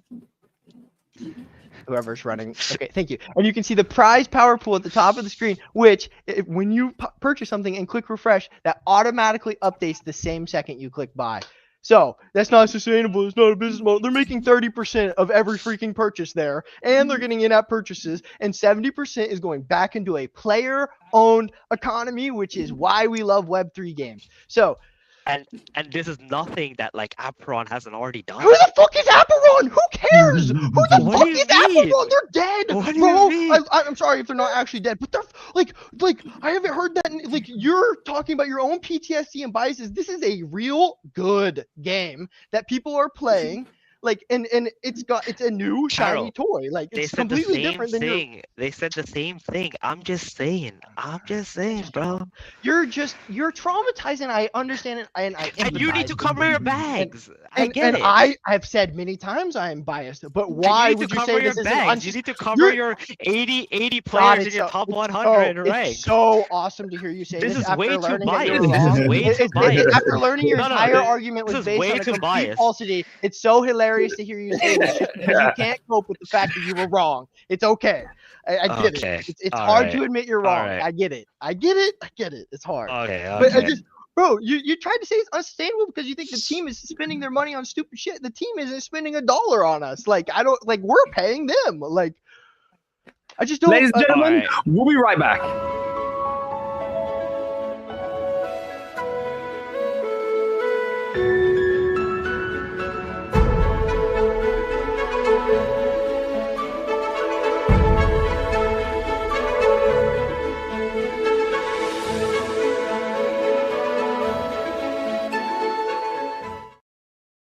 Now, if this is your first time joining into the Ronin Radio, it's been a fun one today. We need to find some clarity. We need to find some clarity here. Let's bring everybody back onto the stage here. So Steven, like, I love you. Do you get it? You get it? The risk earn model. Dude, I'm telling you, like it doesn't matter. Like you're gonna dwindle Though your fucking player base, no matter what, because He might be the right. He might be. fucking same people are gonna keep winning, and then everybody else is gonna be like, why the fuck am I putting money into this? It doesn't matter. He's The saying thing this is, you from have to experience have because a this is what different happened to him. perspective. in Yeah, Axis. true. What happened to him in Axis? No, is This what's is gonna what- it's true. It's no, actually no, true. it's It's not- true. it's not- They have to This is what build happened to parameters every around it. Yeah. single game I farmed. This is what happened to every fucking game I farmed. Period. That's why you don't make it a And I'm seeing That's the why you same don't make thing. it a. That's why you don't make it like heavily incentivized for player leaderboards. You do it. You do Yeah. it through like What the game has conglomerate. to do, what the game has to do here is like, so the game like can be played multiple ways, right? And they need to create that infrastructure so that this isn't just a game that people only play for that prize pool. Like the prize Right. pool isn't the only thing that people come here for. That is, I agree with you, like 100% even, because that will happen. You'll get through this season and people will be burnt. They'll be net negative. They'll be like, why am I putting money into this? And they won't put the money in next season, which means prize pool essentially, if that was just a constant, would be net down the next season that comes around, right? That's understood. We understand that. That's for sure. And I agree with you. So that some of this revenue that is happening, the 30% that comes from the transaction and then the app store purchases, that revenue has to be fueling. And then if you add into addition here the support that's coming from Power Protocol, it has to be fueling the expansion of the experience that the game is presenting so that there is more incentives to continue to drive users to the application. And that's for every game anyway, and it should just be an inherently understood thing, but it is always a questionable part of a game expansion process. But like I now I see what you are getting frustrated about, because at the end of the day that is an inevitability outcome for a lot of people that will spend this season. I get that, and I also get that we've been here for over 4.5 fucking years, and every single experience has faced that problem and has not risen above such problem. So I do get it. Obviously, everyone needs to take heed if a person like Theban is warning of this stuff about a game, because he has ample experience, especially competing at the top. Is the game high enough skill cap like poker to keep showing up with an A? It's yet to be. Every game is yet to be determined for this. Like that. And look. We can have a fair debate about this from personal opinions, whether they're right, whether they are, written in stone and finite is a different topic. But I will say here that like a lot of the elements of Fableborn do feel as if it is because you want to fuel this prize pool. It is almost like you have to make a certain necessity of spending the prize pool part of the reasons for winning, because you need to engage that, you need to drive that, right? Cool. Like, so for me right now, the skill cap or gap between success in this season and non-success in this season doesn't feel like it is in abundance. Like you need to make a player feel as if like, you know what, I had a bad season last season, I'm going to have a better one next season. And that's kind of what continues their involvement in an experience, right? Because you can go to a tournament, pay to enter a tournament, do poorly in the tournament, and want to be at the next tournament even more, even though you were net negative on the tournament, right? Like there needs to be that element. So I think that's a great comment by Andrew. I mean, we're just yet to be determined in a lot of this. I think that like for people in Cambria that are much more experienced than us, they probably have an argument that it probably is high enough skill cap, because dude, you jump into that game and it's information Cambria overload. for sure. Like, Cambria for sure. Yeah, And it's not even skill based. A lot of the time, it could be just information based, like how willing are you to go in depth. Yeah. So Okay, there are those elements. Logic asked the question, so I'm happy to answer if you allow me, Gila. Yeah. Speaking Also, of logic, somebody it's find Stark. I don't know where the fuck this man is. I don't like his Stark. Yeah. Anyway, here we go. I'm curious. This is for Theban on why this model may be bad and what you think is the correct way to go about it. Yeah, so I think we're in an industry with like not a lot of people playing. I think it's very hard to reach out to like the Web2 crowd in the methods that we are advertising. So with the people that we have now, when we do risk to earn, the problem is there's just way too many losers, right? And then people like easy money. Also, I'm echoing. Is that Stark again? No, I don't think it is. It's still on mute. Yeah, I think so. Yeah, okay. All right. So because of that, like the player base starts. Okay, I'm echoing to someone. Gila? Let me. Okay, there we go. Oh, it was Gila. Okay. Kara, you can unmute so I can hear your background sound. Hello. Okay. Oh All my right. God. So back to what I was saying. So because of that, like, there's just too many losers, and those losers actually just stop playing. Like, they're just not gonna come back unless there's like something for them to do, right? Where like the losers funnel some resources to like the winners, and then like, but then if that happens, then the winners get a little bit less, and so on and so on. I think the right way to go about it is like focus on trying to get players first and not have like these like gigantic prize pools, but like build on gigantic prize pools, right? So let's say like season 1 starts off with 50K, then it goes to like 100K, then it goes to like 200K, and then 400K, and it has like gradual growth. People are much more incentivized to like invest and believe in something like that than if they were to see like $1 million prize That's what's pool happening. in season 1. No. That's not what's happening at all. That's exactly what's happening. What are you talking about? The Cambria How? prize pool doesn't start at a specified like base. No, I'm talking about season after season. I'm not talking about it one season. I'm not talking about growth of like 100K to like 200K to 400K to 1 million by the end of the season. I'm talking about season after. Like I want first season to be like 200K. You know what I mean? Then the second season we go to like 400K, right, where it has a gradual growth. Because what happens is as soon as you reach like a peak of like $2 million, the following season, if it doesn't break it, people's like expectations get shattered, right? And then you start thinking like, oh, this game is falling off, oh, people are losing interest, and then you're already on the decline, you're already on the right side of like this. And that's like actually extremely bad. We've seen that with Dota. Dota had that with like fucking TIs that went from like 5 million, 10 million, 20 million, $40 million Well, there's got to be a way to grow the TIs, prize and during then the seasons. Otherwise, there won't be any incentivized spend. Like you have to incentivize. Yeah, spending, so. it's fine. So there's a very good way to do this and very good way to do this naturally, right?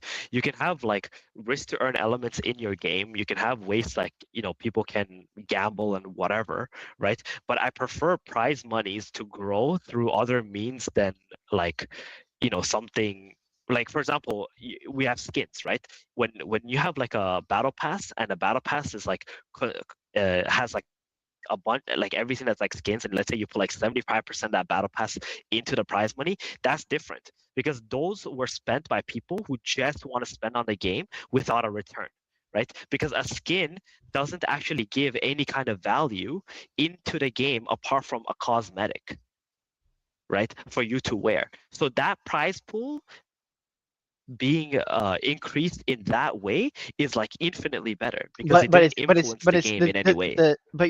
Okay, so obviously for traditional games, this makes a lot of sense because the skins and the assets in the game are completely controlled by the central entity. But for something like Cambria specifically, like these aren't controlled by Cambria. Cambria doesn't like it's supposed to be a player-owned system in the future. Like Cambria cores will generate shards to create skins, and those people who own those cores will then like they own the skins that they trade peer to peer, and it's like then there's no like central place where someone's purchasing something. I mean, I guess a skin doesn't have to be the thing. It can be anything that you're saying. It can be purchased from a shop that's then used for revenue for prize pool. But I think this is a case-by-case basis where on a lot of these games, assets are going to be owned by the players already. So you can't use those revenue models like for. No, of course you can. Of course, it could be a freaking pet. It could be like some flying pig that follows you around. My Cambria companions are minted by my cores. Cores make skins and companions. And that's the okay. point. But listen. These games, right, especially the players, will be happy to have a special edition skin that can't be made through these cores or all these things if it meant that it's going to help the growth of the game. Okay? Because you can create something just for some special event, right? And people can buy it if they want to, and that money can then go towards go towards this prize pool. And if that prize pool never reaches $1 million, but it reached 100 grand or 200 grand, that is extremely organic and sustainable. Okay, all sounds great, but as a holder, then you're taking value. No, there are. The core if we're talking Cambria specifically in that scenario, if you're selling a limited edition skin, I am losing value as a core holder where I'm supposed to generate these things for the game's economy. I am supposed to be the merchant of these things because that's what I bought the factory NFTs for. You would be directly taking away from the value that they're supposed to receive. Yes, but is that net value taken away at the positive of the growth? They decided that a long time ago when they made the cores. Like that's the point. So first of all, one, if that's a flawed concept, then that's a flawed concept because of the cores or whatever being created. Secondly, it's okay. You know why? Because naturally the cores will continue to generate all these things, but if the game grows, they will get more value back from the course because of the growth of the game. Okay, I hear you, and I'm not saying that I wouldn't. I wouldn't disagree to that, but I'm just saying you're directly taking value. Let me put it this way. It's like you own a house, right? And the government decides to build more housing for people. Does that decrease the value of your house, or does it increase the value of your house because more people are actually going to move in here and more money will be circulating within your fucking city? Yeah. I'm the only person selling Pokemon cards, and I'm making bank. And then the government says, "Hey, we just printed a fucking billion Pokemon cards, and we're gonna sell them." You don't think that takes away from me? Like, no, it won't. You won't. You know why? Because the government is printing fucking Pokemon cards. They're like, holy fuck, the American government is getting involved in Pokemon. Let's go fucking buy the useful Pokemon cards, which is gonna be the OG shit that you already hold. I don't. What are you talking about? Pokemon would literally 100x in value if the American government is like, yo, we're gonna print Pokemon cards. It was a bad analogy, but what we're saying here is like essentially. I don't think. It's a zero-sum game though. Like someone has to lose, like in that scenario, to give the revenue to the prize pool for the players. What I think Theban's trying to say here is that is the net loss that somebody has to take. Like, I'm saying the end justifies the means. I get it. I don't know. Like if you're coming to me as a holder, it's just different game by game is what I'm saying. Because if you go to Cambria, this is a completely different question. If you go to all these other games, it's a completely different. Like if they made a Mark of the Zeal skin in Fableborn tomorrow, and I could go and buy that, and then that funds part of the prize pool for the guild season, that's fucking dope. And I would love to spend on that to add to the prize pool. But if it's like it's just different game by game is what I'm getting at. So it's tough because obviously Theban is he's proposing a model that has been proven to work in every traditional Web 2 game where Web 2 skin and cosmetics spend on things that don't affect competitive outcomes, then go and fund prizes, and it's a working model. But that just doesn't apply in every game that we have. And to be honest, half of these games, it would take them 2 years to get out a skin to even sell. Like, I don't know. We have like 12 Axie accessories. How is none of that? Yeah, but you know what? Those Axie accessories all went back to, burning stuff or whatever. Like it didn't go towards something marketable, in my opinion. Like it didn't increase some prize pools or whatever. It was just like, okay, we're gonna burn some Axies. Well, we just have too many fucking Axies to begin with. I'm all for events that make crazy prize pools through player funding. Like I've always thought that is an amazing idea. Like we need that. That's the Dota proved it a long time ago. It's the best thing. If every esport would have followed their model, every esport would have had way happier esports players. But the problem is most of the time it doesn't really help out the companies behind all this stuff. But yeah. I mean, that's why the Steam also scrubbed that. Like they changed it completely. Like they don't. That's why the prize pools for Dota are not that high anymore. They just got greedier. They realized like their money or whatever wasn't. It's greed. That's all it is. They would have liked. Yeah, it's greed, and they've hit a huge decline over the last 3 years. You know why Dota is known in every other esport and do you know why people know about Dota? It's not because Dota is a great game. It's because Dota has consistently had the biggest prize pools in the world for every event. And that makes every esport player look at like, well, damn, Dota's respectable as fuck because they got multi-million-dollar prize pools. Like, yeah, I came from COD where they sell esports skins and they give less than 5% back to the orgs that they use for the licenses. And then they take 95% of every sale. And it's none of that goes to a prize pool. And it's just... I don't know. That's why I like player-owned economy. Yeah, I came from corrupt shit. Like, but and this is the final point I'll make to that, and that's only popular and that's only possible because it was organic. Okay, it wasn't because there was a loser at the end of the tunnel, right, who had to put money in expecting some kind of a return. It was literally by people who bought useless skins that you couldn't actually even sell for dollars, and they were just happy to keep it, and that's how that prize pool got funded. So that's what I mean as like there's something, there's a hole somewhere. Okay, you just don't see it yet because of all the okay. money Well, flies everywhere. my last thing to this is this is a very specific game by game basis, but some of these tokens are not like some of these tokens and their emission schedules and the pools that they set aside for stuff is part of how they distribute their full allocation of their token. And like this is just a distribution method. It's like you play the games and you get ownership over part of the economy, and that didn't happen before. So part of this, like in every game, part of these prizes could be coming from just future TGEs or TGEs that have happened, and like that's how stuff is getting funded is through those tokens. Like what? I don't know. I guess I kind of forgot my point in the middle of that, but it was more so just saying that like we have a mission. Like what's wrong with these tokens or being emitted to these players as just part of like the way that they distribute? Because like that's what Axie did. It was just their ecosystem rewards were a way to distribute AXS, and that was to put ownership into players' hands. And like that was the whole vision, was players' own governance and the economy. And I don't know, like, are you saying like we shouldn't be doing that kind of stuff and it should just be sustainable prize pool methods? Probably a or bad like example, right? Because AXS is down like 99%. It is down a lot. I'm not saying it's not, but that's like the whole thing that they're talking about with having the in-app tokens that like they came up with a couple months ago that they started pushing with like Xfish and I don't know if they've talked about it for AXS yet or not, but are those the things in the future that become popular? Or is that there's in-app spin tokens like that don't have direct effects on the economy? I don't know. Sorry, Gila. We're 2 hours and 10 minutes into this fucking show. Like, why are we still here?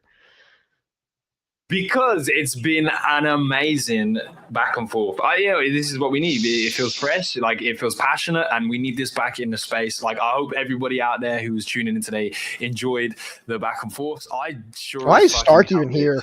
I sure as hell fucking did. But there, like I said, 2 hours into the show, I think it's time for us to hear from Stark. Bro, close us out. Bro, can we have something, please? Anything, bro. Jeez. So I think it was a super interesting conversation. I couldn't talk for a bit there. I was listening the whole way through. I think that you both have good points. You're both coming from different places too. Like it was just valid. It didn't feel at all. And I hope it didn't feel it this way for you guys. But for me, from listening from the outside, it just felt like you were both on. Instead of being on two opposite sides of an argument, you were like halfway. So you were like listening to each other. And I think you both have very good points. I think that being wary of how a good thing can be ruined is not a bad way to handle some of our jewels, because as I think I saw a tweet or an interview by Jihos about something about like only a handful of 4 or 5 games are going to be relevant next year. So I don't think it's a bad thing to start asking questions about like what little details can we tweak, what things can we do better, what mistakes do we need to just have conversations about, right? Not even need to change, but let's at least have conversations about certain things. And yeah, I mean, I never dude, I love talking about the stuff, and I love figuring out what actually would be better for us. Like I have vested interest in making all of this stuff work out, obviously, especially with Ronin. And I actually think that it's really good to see that we have this period where it's clear that a lot of the games that we made bets on a long time ago as a network are starting to bear at least some fruit in terms of giving us a little hope or a beam of light. And we should just be we may be at 90 cent AXS and 15 cent RON or whatever, but like we do have we've seen a lot of progress. So I don't know, bro. Like, what power goes to like 2 billion or something, like 3 billion, and they bring on ecosystem partners that are unbelievable and are like Web 2 based. Like, what if I'm right and it is Fruit Ninja? It's Fruit Ninja and Bloons Tower Defense, and then they all start using Power Protocol. Like I don't know if you guys have seen the announcements, but Power had announced that they're doing 2 partners, and I don't know either of them, but the way that they tweeted one of them, there's like little details, and I Gemini'd the shit out of it. And the only company that Gemini could find that matches is MTG, and MTG is a publicly traded company that owns the IP for Bloons, Fruit Ninja, and then one of my all-time favorite games, Tribal Wars. If anybody out in the crowd knows Tribal Wars, you are an OG of gaming. But that's like the game that like got me into like video games. Was like a browser-based village building game, and they own that shit too. So if they end up getting MTG, and we see that Web 2 crowd get introduced into Web 3 mechanics, like that would be insane, bro. I don't know. I am hopeful that there are just people cooking in the shadows that come out and blow our socks off, and the only thing that we can do is just sit back and watch and be like, "Damn, this is crazy." That's my. I think the proof of some forms of this model in this present stage right now is enough of an engagement driver for people who can cook in the background to want to do so if they haven't already been doing so. So, like, yeah, I'm hopeful for that scenario as well. I think it was a great debate. I think we will continue to spectate this industry as it grows week in, week out. That's what we do here on Ronin Radio. So I hope you enjoyed the conversation. If you want the conversation to continue, remember you can always tweet us on the timeline, and we will get ready and prepare for the next show to tackle such things. Your opinions are important. We want more people to come on the show as well. Thank you, Cairo, for coming through today and making the shit very interesting. I stand with you. I want to see these things improve. Shout out to everyone that commented throughout the show. Big up Quazing Life. Big up Andrew. Big up Mackie Boy, Logic for giving us good questions. Rare for chatting waffle and saying we need Bonnie Blue on the next show again. Jesus, I don't know what it is. This man's got an obsession, but we love him. Shout out to Spliffy Magoo, always here supporting. Gunlock being here throughout today. Trevor for being here and letting us know that some of these hosts just don't like mobile gaming, do they? But we appreciate all the comments that come through throughout the show. 2 hours, 15 minutes. Boys, I think because we started with some yardy music, we got a bit rowdy today, but it's been a banger. I appreciate you. We'll do this all again on Thursday. So thank you guys for tuning into the Ronin Radio. But I think that is all she wrote for today. Much love. Have a good day, everyone. Yeah, much love, bro. Peace out, bro. Let's fucking continue the fucking surge, bro. I'm all for it, bro. 5 million prize pool next time, 10 million next time, 15 the next. 12. When you wanna Steven, when you want to quit your job and come make a shit ton of money, call me. We love you. We love you guys. Thank you for tuning in. We'll see you on Thursday as we do this shit all over again. Let's get it, bro. Fucking wheel up that tune, DJ. I need it. Yes, it's gonna be a mad thing when we get active. I shall have us. Sound like the military letter verse. With him, I got hell of us. It's gonna be a mad thing when we get active. I shall have us. Sound like the military letter verse. With him, I got hell of us. Wheel up that. Pull up that. Run that again, rude boy. Pull up that. Oh, yes. And if you enjoyed today's show, make sure you're following the Ronin Radio on X and subscribe to our YouTube channel, ladies and gentlemen. We'll be back on Thursday. Let's go. They're gonna get out of and try now. That's part of the plan. Original Dan. There's only one Mr. Sandman from both of them and late and some can't understand how to say fine and slang. Wanna follow and be like me. Followers pay through, won't ever land. And yo, I loved the back and forth today, bro. If you think you can come and test your might here on the Ronin Radio, by all means, we welcome any community guests with a strong favoritism. We like it, bro. Give us the community, give us the debates. Let's fucking send it, bro. Thursday. Tune back in. The rebels them are getting excited. I saw we like it, no compromising. The boy them say they wanna stop man fighting. Right up the levels on a hype thing. The rebels them are getting excited. I saw we like it, no compromising. The boy them say they wanna stop man. My team when they get active, I shall have us. Sound like the military letter verse. With him, I got hell of us. It's gonna be a mad team when they get active, I shall have us. Sound like the military letter verse. With him, I got hell of us. Wheel up that. Pull up that. Run that again, road boy. Pull up that. Run that again, road boy. Mad thing when me get active, I shall have us. Sound like the military letter verse. Rhythm, I got hell of us. Isn't it? My thing, road boy. Yeah, and I ain't done yet. Every little bird, every cough, cough, cough. Table stop turning when everything says. When I'm putting in work, when I ramp, when I pen. With a deep mic check, microphone ready when I step, man, slap when your DJ set. We do it with intent, every verse has got to connect time when I run out of bars and flat. That's never been said, nah, close ever slightly. Every time when I fall, that's how you expect. 16 to your neck like needle inject. Some wife and move when I'm accept any kind of event. That's money go spend. It's gonna be a mad thing not to forget. Get it 100%, no shoot, any friends, everything I get, but I do the rain on left. Lightning when me get active, I shall have burst. Sound like the military let a burst. With him, you know I got hella burst. Yo, we just gonna be a mad thing when me get active, I shall have burst. Sound like the military let a burst. With him, you know I got hella burst. Not a chance that I can't hear any of you fuckers right now, and you actually are. Oh, shut up! Fuck!